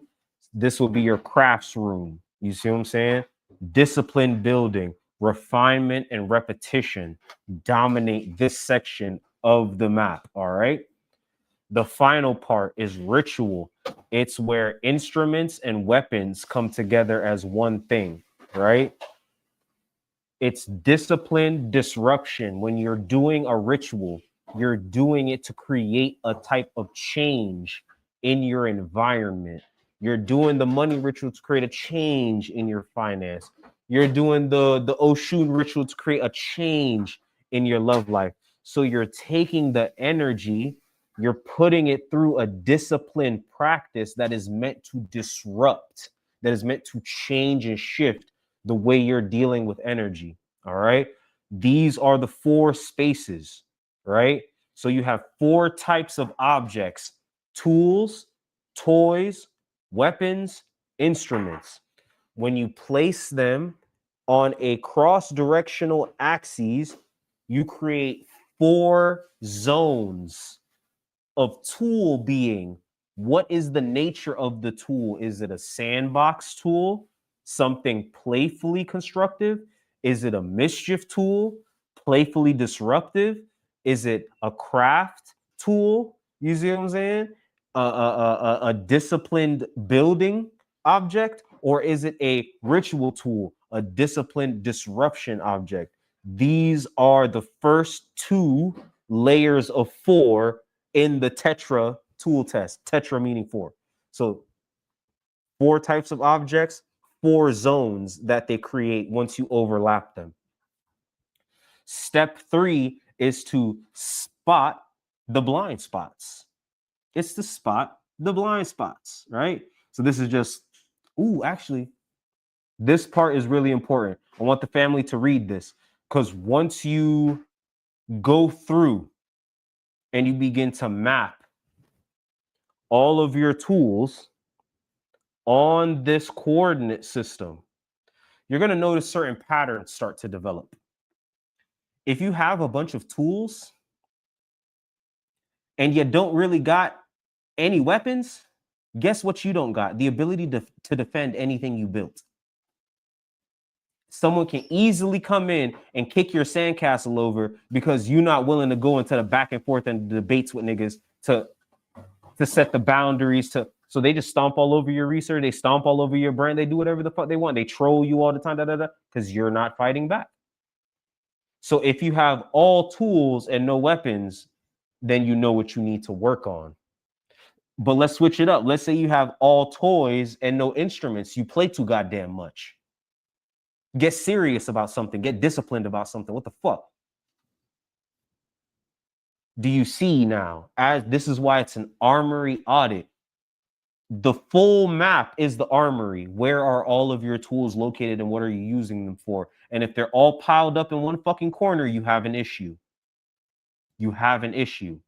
You need to start spreading it out. Take one thing from one area and put it somewhere else. If you're using your video editor as a ritual object, take it out of that space and try it as a toy. Just try playing it around with it. Just experiment. See if you can't find a new way to do something that you typically do. Play around. This is the important part of the audit aspect. It's not just about surfacing the tools. It's about understanding now, once you generate this map, the type of pattern that it's developing and what it's telling you. All right. So spot the blind spots. Look at your map for imbalances. It will show you where energy collects and where it leaks. If you mostly have toys, that's endless exploration with little leverage. If it's mostly instruments, you're highly disciplined, but you have no spontaneity. You're a boring stick in the mud. If it's all tools and no weapons, you build it, you can't defend it. If it's all weapons and no tools, you disrupt, but you leave nothing valuable behind. It's scorched earth. This is what we're trying to mitigate against. You want a brand. You want your own personal being, number one, to be able to play in all 4 quadrants. But as a brand, you want to understand and identify where all the tools are and how you're using them. Because if you want to do a hair business, but you treat doing hair like some joke thing, then maybe you shouldn't do that. Or you need to put it into the category where you treat it as an instrument, where you treat it as a tool instead of a toy. It can't be something you're doing for fun if you're going to build a business on it. You got to take it out of that space. Even if you still have fun doing it, you're going to have to mutate it through the other versions of itself. So it's a toy, test it as a weapon, test it as a tool, test it as an instrument. See how you like the feeling of that. Boom. Why this matters. When you see your full armory, chaos becomes pattern. You stop calling yourself scattered and you start seeing a field of potential leverage. That word right there, leverage. If you don't understand what leverage means in mechanical systems, You need to, because leverage is what gives you the ability to outperform your weight class. With the right leverage in the right spot, you can move an object that is far heavier than you. That's called impact. That's called resonance. It's about leverage. How much power do you have in the situation to steer and control it, even if it seems out of your control? That's leverage. When someone says, oh, that nigga has leverage in this negotiation, that means that they have a tool that can shift this whole conversation in a way none of us would like if they really wanted to swing their dick around. Leverage. This clarity prepares you for phase 2 of the process, where you'll select your starting tool, the functional core of your sovereign brand. You mapped it, you named it, and then you master it. The Tetra tool test. So your armory audit in stage 1 mapped the full range of your creative arsenal: tools, instruments, toys, weapons. Now it's time to find that starting tool, the function, the skill, the system that's most leveraged, most effortless, and most proven to create results. I need proof. I need proof. Don't tell me what you did. Show me. You can show me better than you can tell me. That's why I'm here right now, showing you better than I can tell you how it would actually look to sit with me while we're doing this process in real time. This becomes the foundation of your sovereign brand. This tool that is the most leveraged, most effortless, most proven to create results, that's what you want to build your brand around, because that's the most stable thing you can. Prince built his brand around his creative genius. That nigga played every instrument on his first album. That was a smart decision. Do you get where I'm going? All right. This becomes the foundation of your sovereign brand, your first act of will made visible. A brand doesn't begin with style or positioning. Let me tell you that now, because if I send you to go on YouTube and go study this branding shit, they're going to talk to you about a lot of visual aesthetics, and they're going to talk to you about how to make yourself stand out in a saturated market. And both of those conversations are fucking stupid until you understand who you are through what you're actually trying to do. So it doesn't start with style or positioning. It begins with what you can do for others right now. Right now. My nigga, if you rewatch this video, you can do this whole process in under 30 minutes. You can skip past all the cool talking. I got the picture on the screen. Read it, do it, plug it into your AI and see if it'll come up with some hot shit. All right. This test helps you cut through the noise and locate the skill or system that already works for you. My nigga, I was already doing this. I was already an idea guy. I was already a creative problem solver. I was already the pattern recognizer. So when I came into the world of branding, this shit was easy. Because once I came into the world of branding, I realized, yo, I've been criticizing the fuck out of niggas' advertisements and marketing campaigns for years. From the artistic perspective, never realizing that that same eye for quality, that same eye for pattern recognition, that same eye to say, oh shit, they're trying to manipulate my feelings to do this, that, and the third. It ain't gonna work on me. Nigga, these same skills is what makes me a good brander, a good brand designer, a brand architect. It's because the mind control that is modern society, that is modern branding, didn't work. So now I teach niggas how to not be fucking slaves to modern branding and marketing. So that way you can build something sovereign to you. Nigga, I just seen a Doritos commercial. It was fire as hell. Am I gonna buy Doritos? Fuck no. The commercial was funny as shit. It's the one with the UFO trying to take his Doritos. Then this shit finally snap out his hand and crack the fucking UFO in half. That shit's hilarious. I was dying on the couch. I still don't want to eat Doritos, nigga. Duh. Because I understand what's going on. And when you learn what's going on, you stop falling for the okie doke. So boom, step one, choose your candidates. You're going to look back at your armory list, right? You're going to look back at your armory list and select 3 to 5 functions or skills that feel the most powerful, the most repeatable, right? Now, here's my fair warning to you. This is about the feeling of it. The feeling of it. The rest of the process is where we actually build on it to make it a viable product, right? But right now, we want to go for the feeling. So I'm saying that because I know that there's the whole sandbox aspect of this, and people might see a bunch of stuff in their sandbox and kind of discard that as something they could build their brand around. But again, I just told you, Bobby built his brand around the sandbox. Research was fun to him. That's why he was doing it the way he was doing it. So again, I want you to focus on the feeling. What feels most impactful? What would you like to be known for? These are the tools. And matter of fact, that's going to lead us into the next part of this. These 3 to 5 functions or skills or systems or frameworks or talents that are the most powerful and the most repeatable, the most memeable. If it's memeable, it's marketable. Every marketing campaign is a meme. I promise you that. Can you hear me now? Good.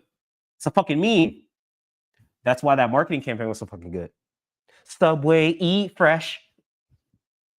Ba-da-ba-ba-ba. All memes.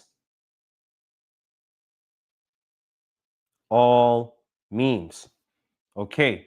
So these are your candidate tools, the most powerful, the most repeatable, the things that have had the most impact in your life, the things that have solved the most problems in your life, and the things that are the easiest for you to do over and over again because you just love doing it.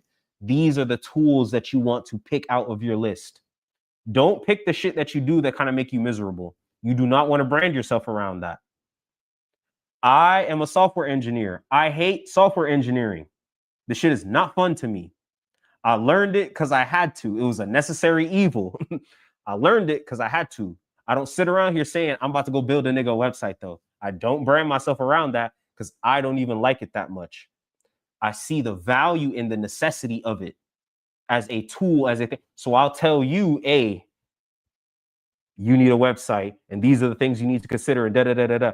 But also, because I'm a software engineer, I have all of the things in my mind necessary to be a better vibe coder because I actually know the software development lifecycle. So I'm not just randomly prompting shit. I know how to actually step by step get something that works with minimal bugs. And then when I do find a bug, I can just go in there, fuck around and fix it myself. There we go. So when you're selecting these functions, I need you to ask yourself 4 questions. See how I did that there? You got 4 questions to ask yourself. Number 1, what problems do people keep asking me to solve? Unprompted. These are the things that people come to you for without you even saying that that's something you do. You see what I'm saying? If you the nigga where they constantly coming to you to fix the car and you not a mechanic, you might want to think about that. You might want to think about that. Again, let me say this again. If you the nigga who they come to fix the cars, but you not the mechanic, but you built up the reputation as the nigga that fixed cars, but you're not a mechanic. You see where I'm going? What problems do people keep asking you to solve? What problems do people keep asking me to solve for them, even though I don't promote that I solve that problem? Well, people did back in high school. They did ask me a lot of the time to be their study buddy because I had a really good way of like explaining really difficult subjects in a way that was like very appealing and engaging, and they could all of a sudden get it when the teacher just spent 5 hours explaining it. I just said something in 5 minutes and now they understand it all. See how deep I went into the archive to answer that question? Okay, next one, number 2. What skills feel as natural as breathing? My nigga, I've been dancing since I was a little nigga. You see what I'm saying? I've been drawing and doing art since I was a little nigga. I've been doing poetry since 3rd grade, since I was a little nigga. At this point, these things feel natural to me. Y'all like my writing, right? There's a reason you like my writing. This shit's natural to me, bro. I got all kind of bars. You haven't even heard me rap. You niggas have not heard me rap yet. This is my prose, nigga. This is me without a rhyme scheme. Imagine what I say when I start getting jiggy with a beat. Okay. What skills feel as natural as breathing? Crafting stories and narratives, being very imaginative has always been something that I've been capable of. So I use it. Did you just say Jiggy? Yeah. You just said Jiggy? Okay. You said Jiggy to the beat? Okay. Yeah, Please go jiggy to the ahead. beat. Keep on. All right. The third question. If all titles disappeared, if all of the things that you call yourself, all of the things that other people call you, if all of the names and titles that you answer to disappeared, what function would still define you? I spent a few years off social media. And what I realized, and the reason I did that was because it got to a space in my journey where I couldn't tell if I was doing the magic because I valued it or because I wanted validation from it. I didn't know if I was doing it for the value or for the visibility. So I took myself completely offline.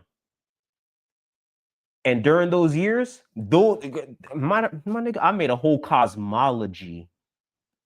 I have my own entire world building fucking thing in my archive. Whole shit. Elementals, you see what I'm saying? Xenoverse, Omniverse, Hyperverse. I done lined it all up. I done talked about the object-oriented ontology and how that. I got a whole fucking cosmology out of it.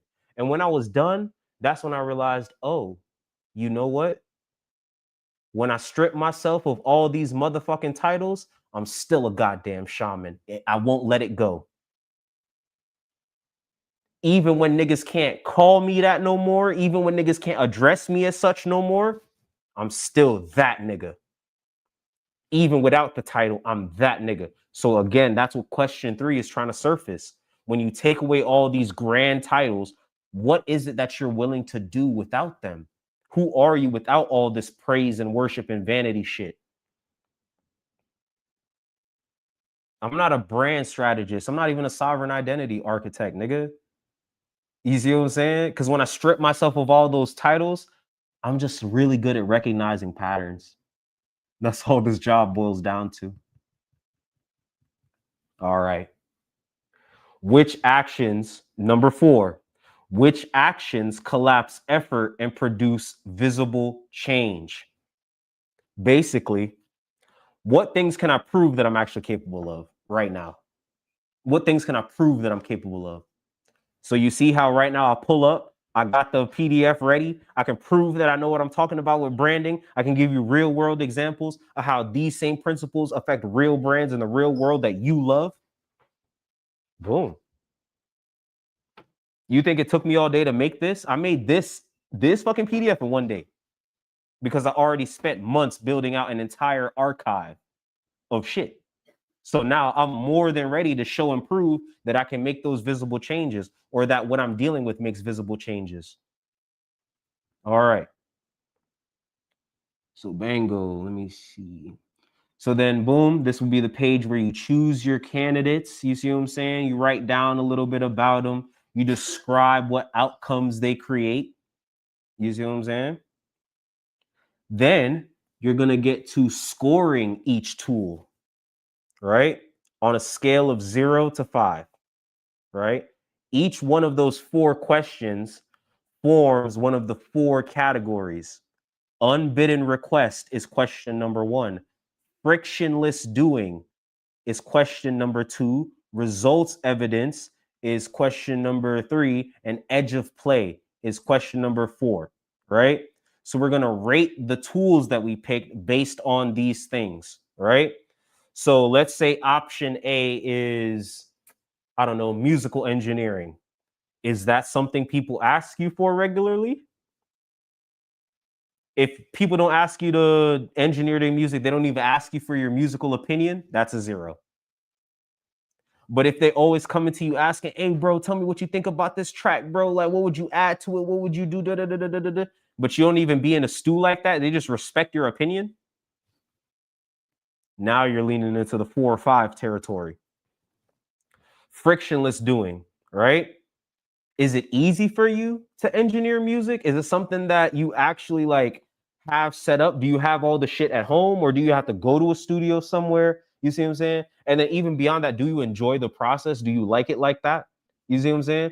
For me, software engineering would have a very low frictionless doing score, because for me, it causes a lot of friction to go do that. But there are other niggas that are fucking code wizards that love this shit and can do this shit for hours, but hate having to try to present the value of the product to an audience. That's where I step in. There you go. So for my software engineer homie, if he got a whole studio at home, boom, frictionless doing 5. That nigga can just roll out of bed and get it done. Results evidence, right? Do you have proof? If you don't have any proof that you are able to do what you need to do, then 0, my nigga. What the fuck? 0. But if you have testimonials, you see what I'm saying? If you're all right, if you're a musical engineer and you have credits on a Grammy nominated song, my nigga, that at least shows me you were able to get to a level of skill that got you into a room where Grammy nominated music is being made. Shit. That's a lot of evidence and a lot of proof. Guess what that proof does? It stops you from having to oversell yourself. I just show you the receipts, nigga. And then I show you the invoice. There you go. That's what results evidence is about. I show you the receipts, then I show you the invoice, and you don't and you take both of them in your hand and you walk away. No argument necessary, because I said I can do it. I proved I can do it. Pay me what the fuck I'm worth. All right. And then finally, edge of play. Edge of play. Is this something I would do for the fuck of it? So frictionless doing is how easy it is for you to actually accomplish the task. Edge of play is how much you enjoy doing the task overall. If you love it, 5. You hate the shit, 0. Anything in between is whatever the fuck number you pick. It's arbitrary. It's just more to get a feel for it. It's not supposed to be wild technical, right? So then I would add up the score for each one of them. So let's say I get 17. You see what I'm saying? 17 out of 20, because again, it's a 0 to 5 scale. There are 4 sections. 5 times 4 is 20. The highest you could get is a 20. Right? And if you have a tool in your arsenal that scores all 5s and you can realistically say that to yourself, congratulations. In 6 months, you're going to be a fucking legend. Congratulations. All right? So boom, we're going to run that same process for each of the 3 to 5 tools that we picked. We're going to add up the score across these 4 dimensions, and whatever tool has the highest total, that's what you're going to start building your brand around. Now, does that mean you're not going to be able to include some of the other things that you're using? No, I'm not saying that at all. I'm saying that you need to have a solid core foundation of what you're going with, right? And then from there, you can expand. So my core is branding. But because I understand the core of branding so well, I can push the branding conversation into anything.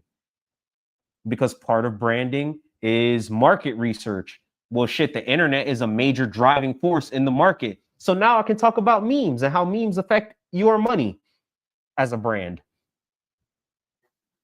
See what I'm saying? It's a starting tool. The primal ontological loop was my starting tool. Every piece of content I have made since then is a derivative, a reflection, or a refraction of this one system. Again, this is just stage one. This is just stage one.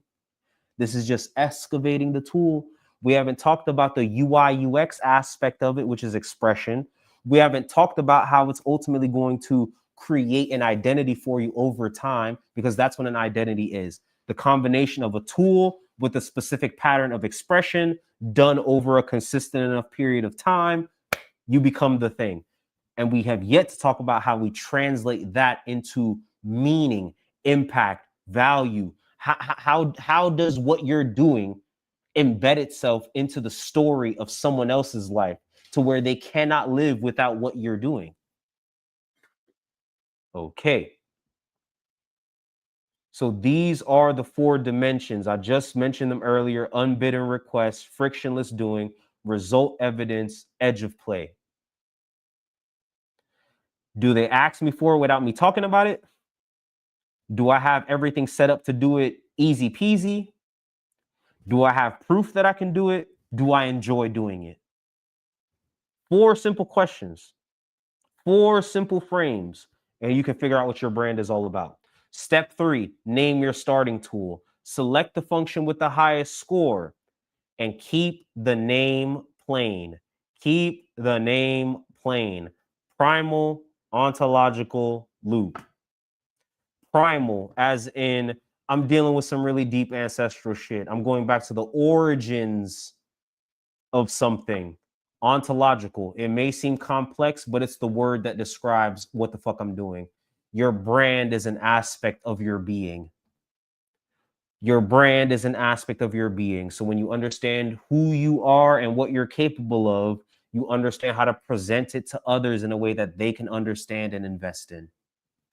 It's a loop because each part of the loop feeds every other part of the loop.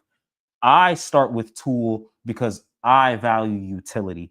I value solution-oriented thinking like that. But you could technically start anywhere on the loop.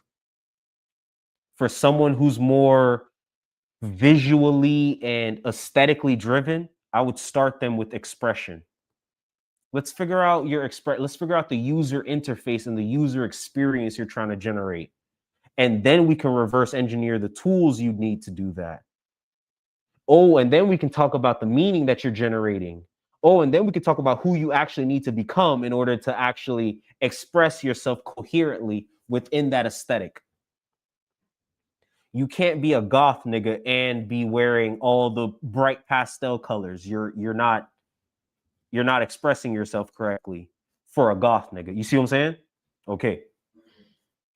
The hammer doesn't need to be an impact optimization device. It really doesn't. It really doesn't. I describe the primal ontological loop to my daughter as a magic wheel. It's just a magic wheel. It's just a fancy fucking wheel. And it does cool stuff. That's why the symbol for this shit is an Ouroboros. Literally, it's a snake biting its own tail. What you create, you consume to create the next creation. As you loop through the thing, your tools start to mutate. They start to change. I'm not a fan of the preppy goth look. I don't do the neon goth look. I don't do pixie goth. Give me that all black darkness shit. But anyway, call the tool what it is.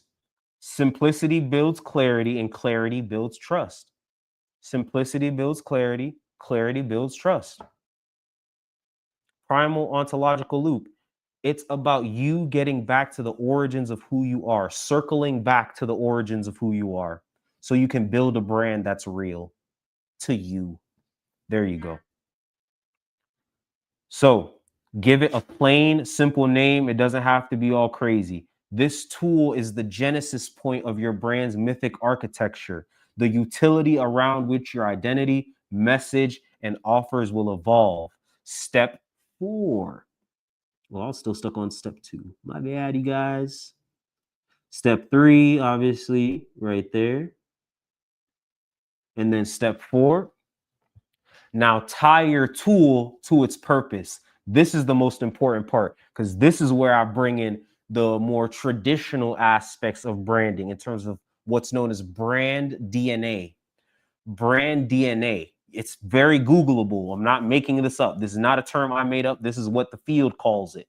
Brand DNA. It's composed of 4 parts: purpose, value, mission, and vision. Purpose, value, mission, vision. Purpose is tied to the tool stage because a tool is only made for a particular purpose. If the tool cannot accomplish its purpose, it is a useless tool. It is just a random object.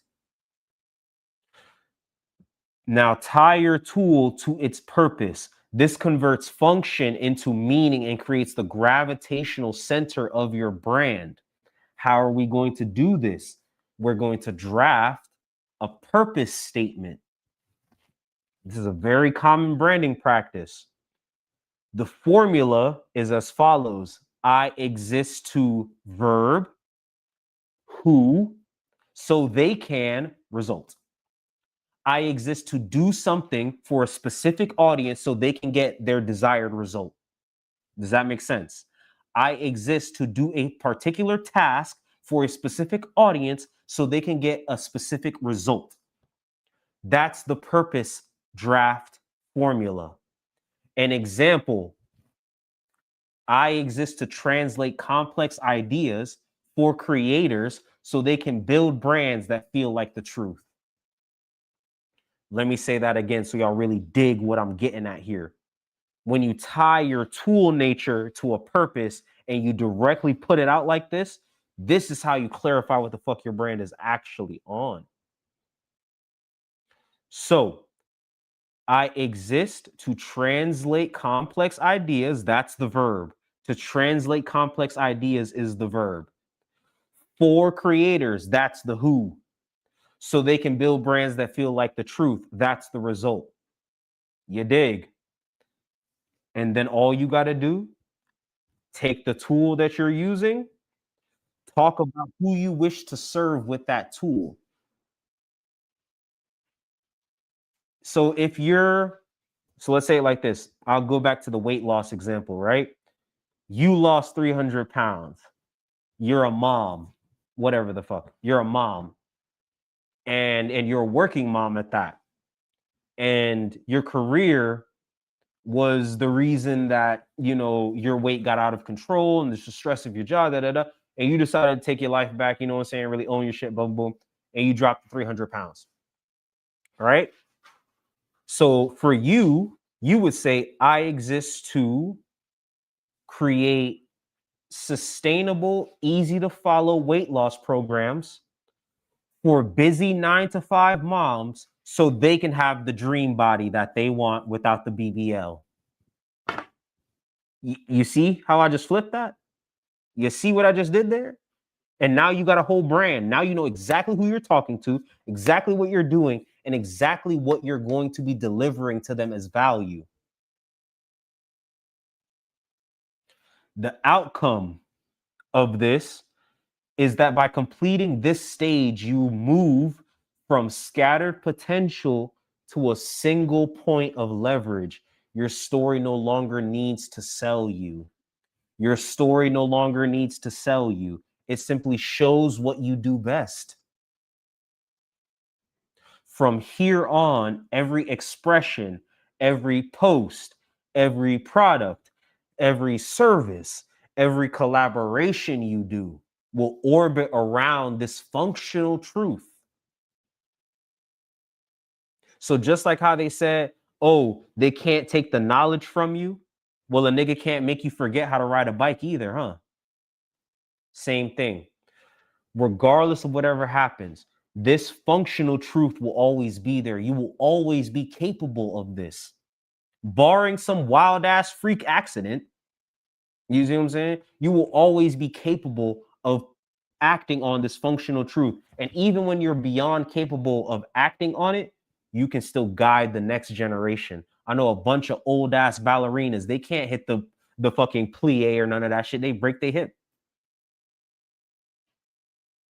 But they sit and they are the grand masters to the next generation of ballerinas. Because even when they no longer have the title, the truth of the function and the skill that they develop is still there ready to go.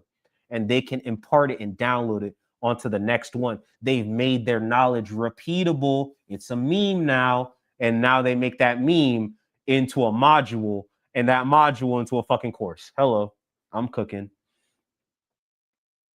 You now hold your starting tool, wield it with precision, build your myth around its use, right? And if y'all thought I was done, no, nigga. Post audit integration. Because once you do this shit, you're going to start looking at yourself really crazy. I promise you that much. It's going to be really hard to go through this arsenal and not feel a way about what you haven't been able to do up until this point because you didn't realize all of what you had available to you.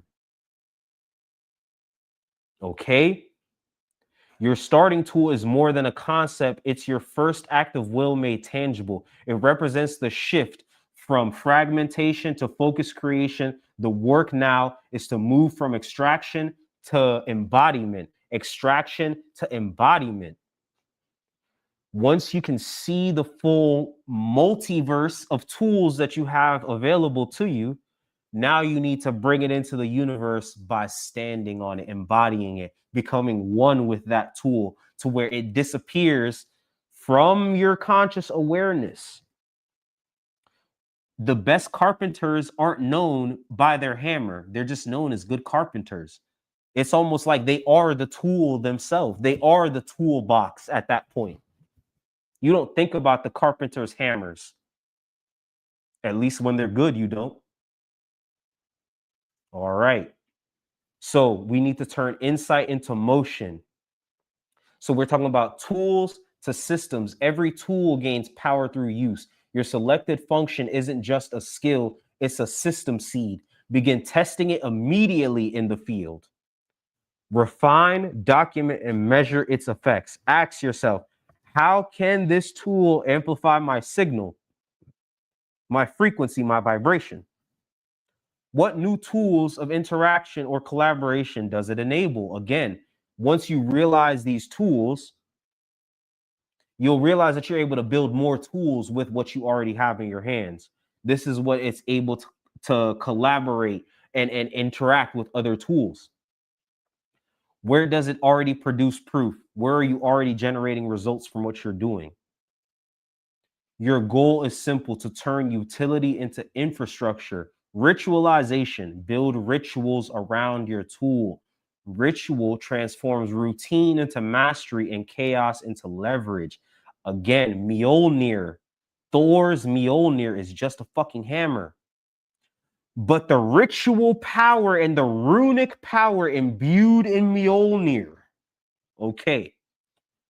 If your tool is constructive, like a builder tool, automate one process this week. Automate one of the processes. If the tool is expressive, as in an instrument, schedule a daily practice block.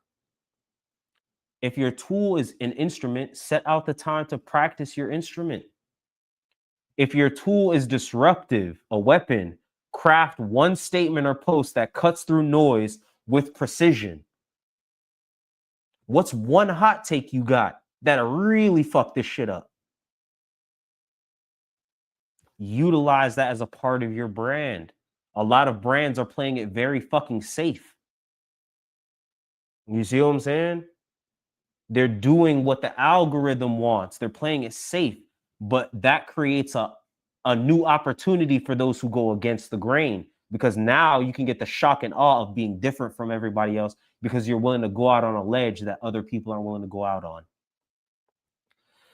If that tool is exploratory, like a toy, dedicate an hour for play and experimentation. Design each offer as a tool for transformation, not as content for consumption. Tools for transformation, not content for consumption. You're not creating deliverables, even though you are creating deliverables. The deliverables aren't really the point of it. Because once you go through this process and you understand how you are, you won't need to ever look at the documents again for real. You'll know how to act. you'll know how to act. So this isn't about documents and deliverables. You're forging interfaces that let others evolve through you. Others evolve through you. That's what a good brand is. All right. So this is my closing mantra. Take these as vows to anchor your sovereignty. Take these as vows to enter your sovereignty.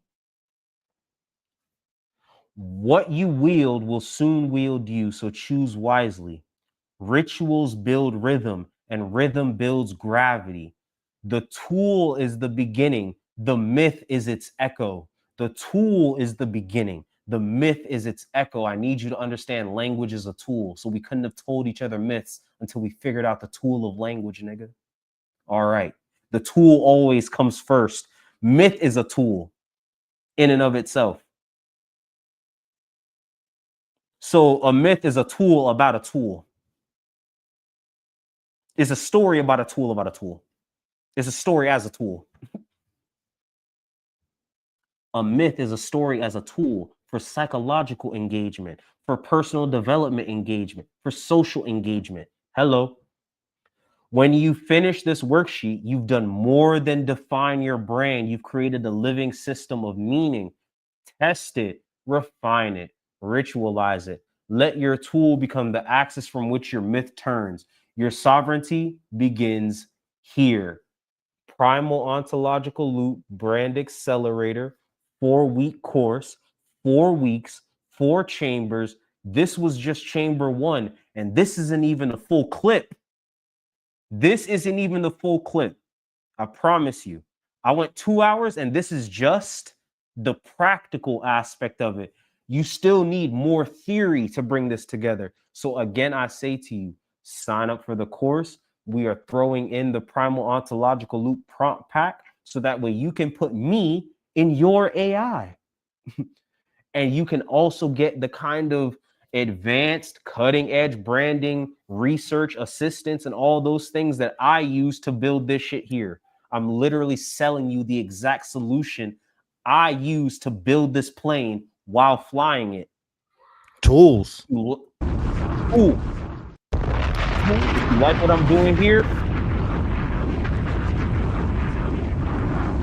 Fire. as well.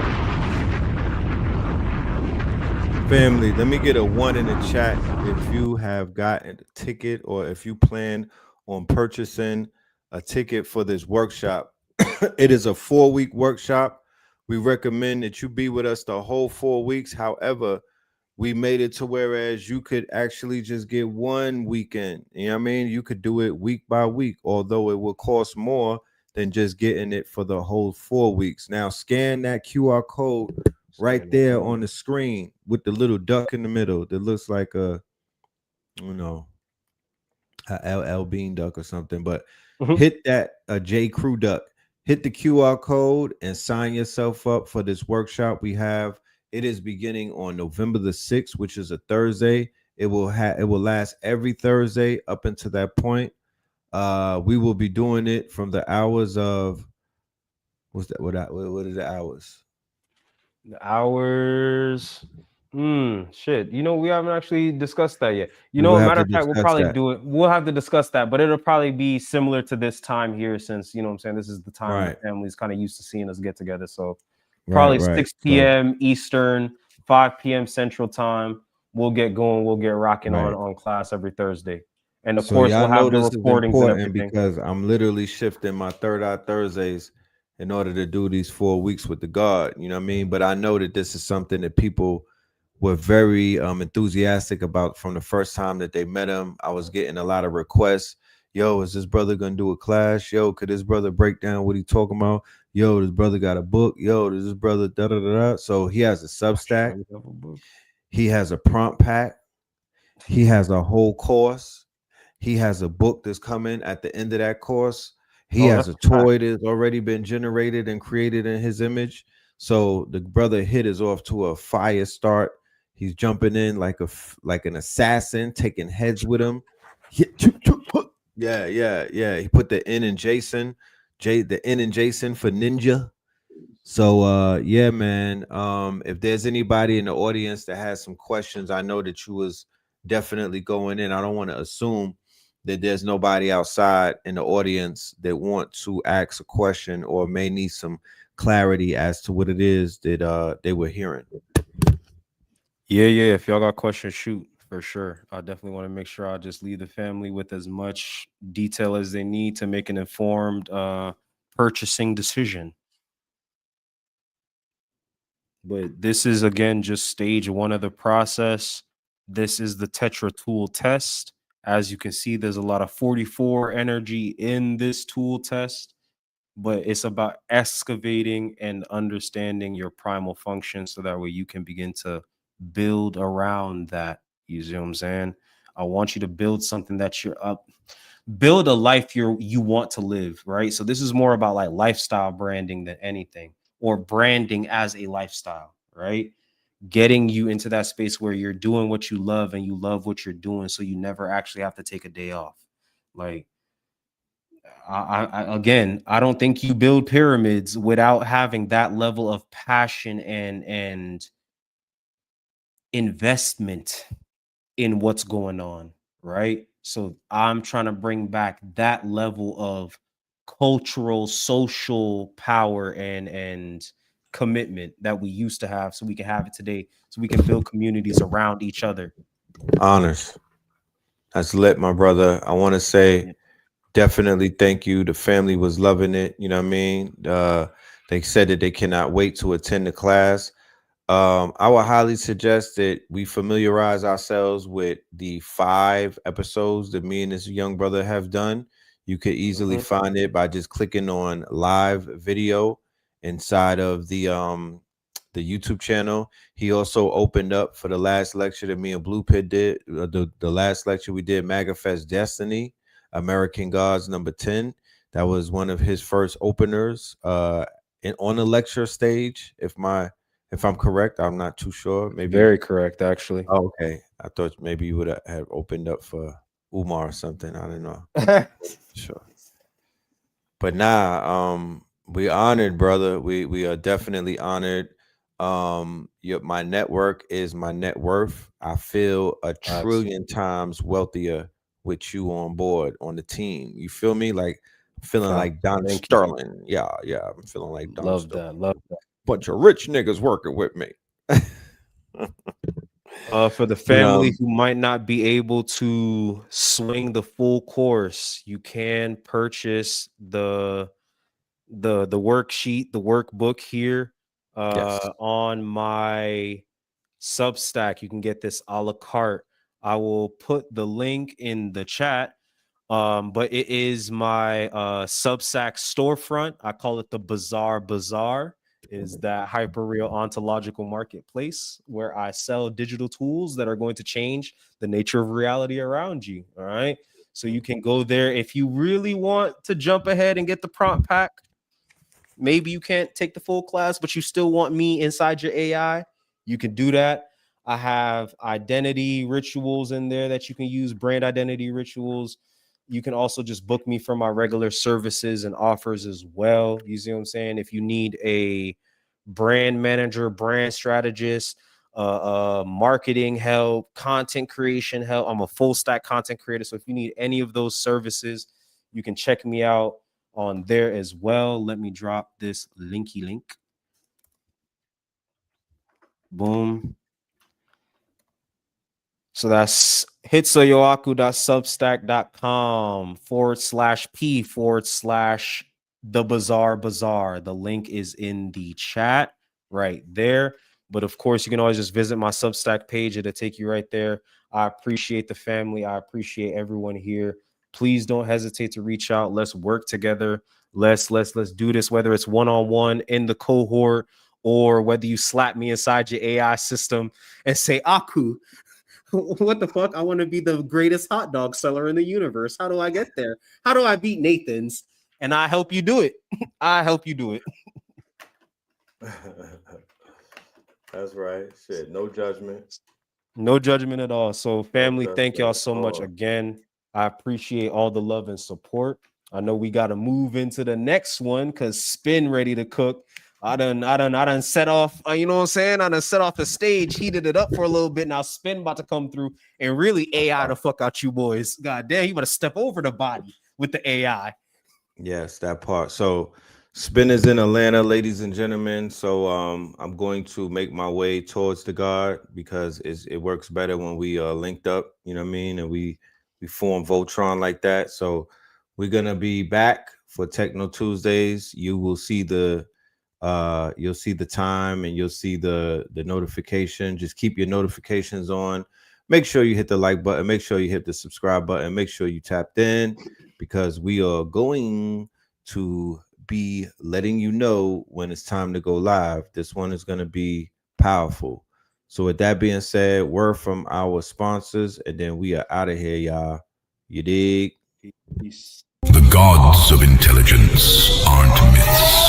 They're here. Artificial intelligence is rewriting the rules of power right now. Will you master it or be mastered by it? Most are drowning in AI hype, hesitating, confused, while the future slips into the hands of those who act first.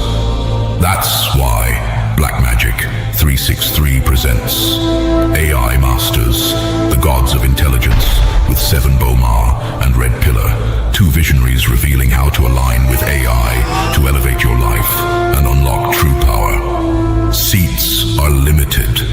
Energy is high.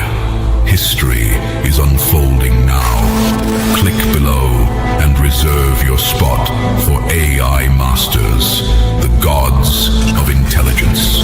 The future belongs to those who move first.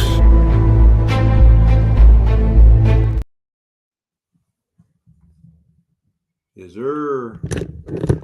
Yes, sir. We out of here, y'all. We will see you Techno Tuesdays. Tap in. All right. Make sure y'all get y'all tickets, though. It's going to be limited seating. We're going to cut it off at a certain point.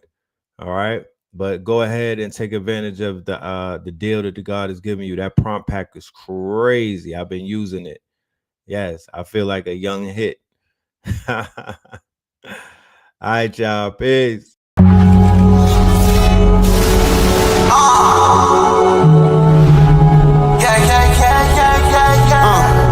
Hey, yo, we got it going on. I'm hit up right on my wrong. Yo, we got it going on. It's for the culture. Yeah. Hey, yo, we got it going on. I bring my niggas together, we transform and become the Voltron. Yeah. We hit it right all our wrong. Hey, yo, we got it going on. Yeah. Went through the fire, but it lit up my fuse. I'm blowing up like a bomb. Introduce you to God. I'm teaching essentials, I'm operating at my peakest potential. Elijah, he told me to keep it all simple. Through these instrumentals, I speak to your mental. Red. Back in the booth, rap to the youth, they was lacking the truth. Back to the seas, they was lacking the roots. Smoked all the trees and they snacking on fruits. Bed, attached to my roof, detached to the roof on the back of the coupe. Back from the future, I'm back in the red and the blue, yeah, I'm back on my snoop. Niggas be biting, they cracking, they tracking, niggas be capping, they lacking it. Put a toe tag on the back of they boot. Battle with nukes, I'm attacking they troops. I wrote these bars in Sumerian text. The legends of Mu, I'm Sumerian sets. It was written in Targaryen text. Came to conquer all my variants. Yeah, we got it going on. I bring my niggas together, we transform and become the Voltron. Yeah. We hit it right all our wrong. Hey, yo, we got it going on. Yeah. Went through the fire, but it lit up my fuse. I'm blowing up like a bomb. Introduce you to God. Back on the mic, was dead on my back, now I'm back on my life. Came back from the future, went back to it twice. When I rose out the grave, they say that dude is Christ. I'ma shine like a star, I'ma twinkle, twinkle as I light up the sky. The whole world was watching on the night I arrived. The Messiah's here, I guess it's finally time. Swear that I hear every prayer that you say. I was there every day, I was still everything. Chat, what the hell? Whenever they got a pillar at the Vatican. Pope Pablo, where you at? You either fight or run. Life a game, I feel like I won. Hey, yo, we got it going on. I bring bring my niggas together, we transform and become the Voltron. We hit a right all our wrong. Hey yo, we got it going on. Yeah. Went through the fire, but it lit up my fuse. I'm blowing up like a bomb. Introduce you to God. From the quantum shadows, a traveler emerges. Fly Sinet, the multi-dimensional hacker, living his hero's journey. He joins the Pantheon at AI Masters Workshop, November 1st and 2nd, hosted by 363 Empire with Red Pillar and Seven Bomar. Tickets, lock yours in now. This is the law of mental command. It is the understanding that you are not a victim of your thoughts, but a commander of them.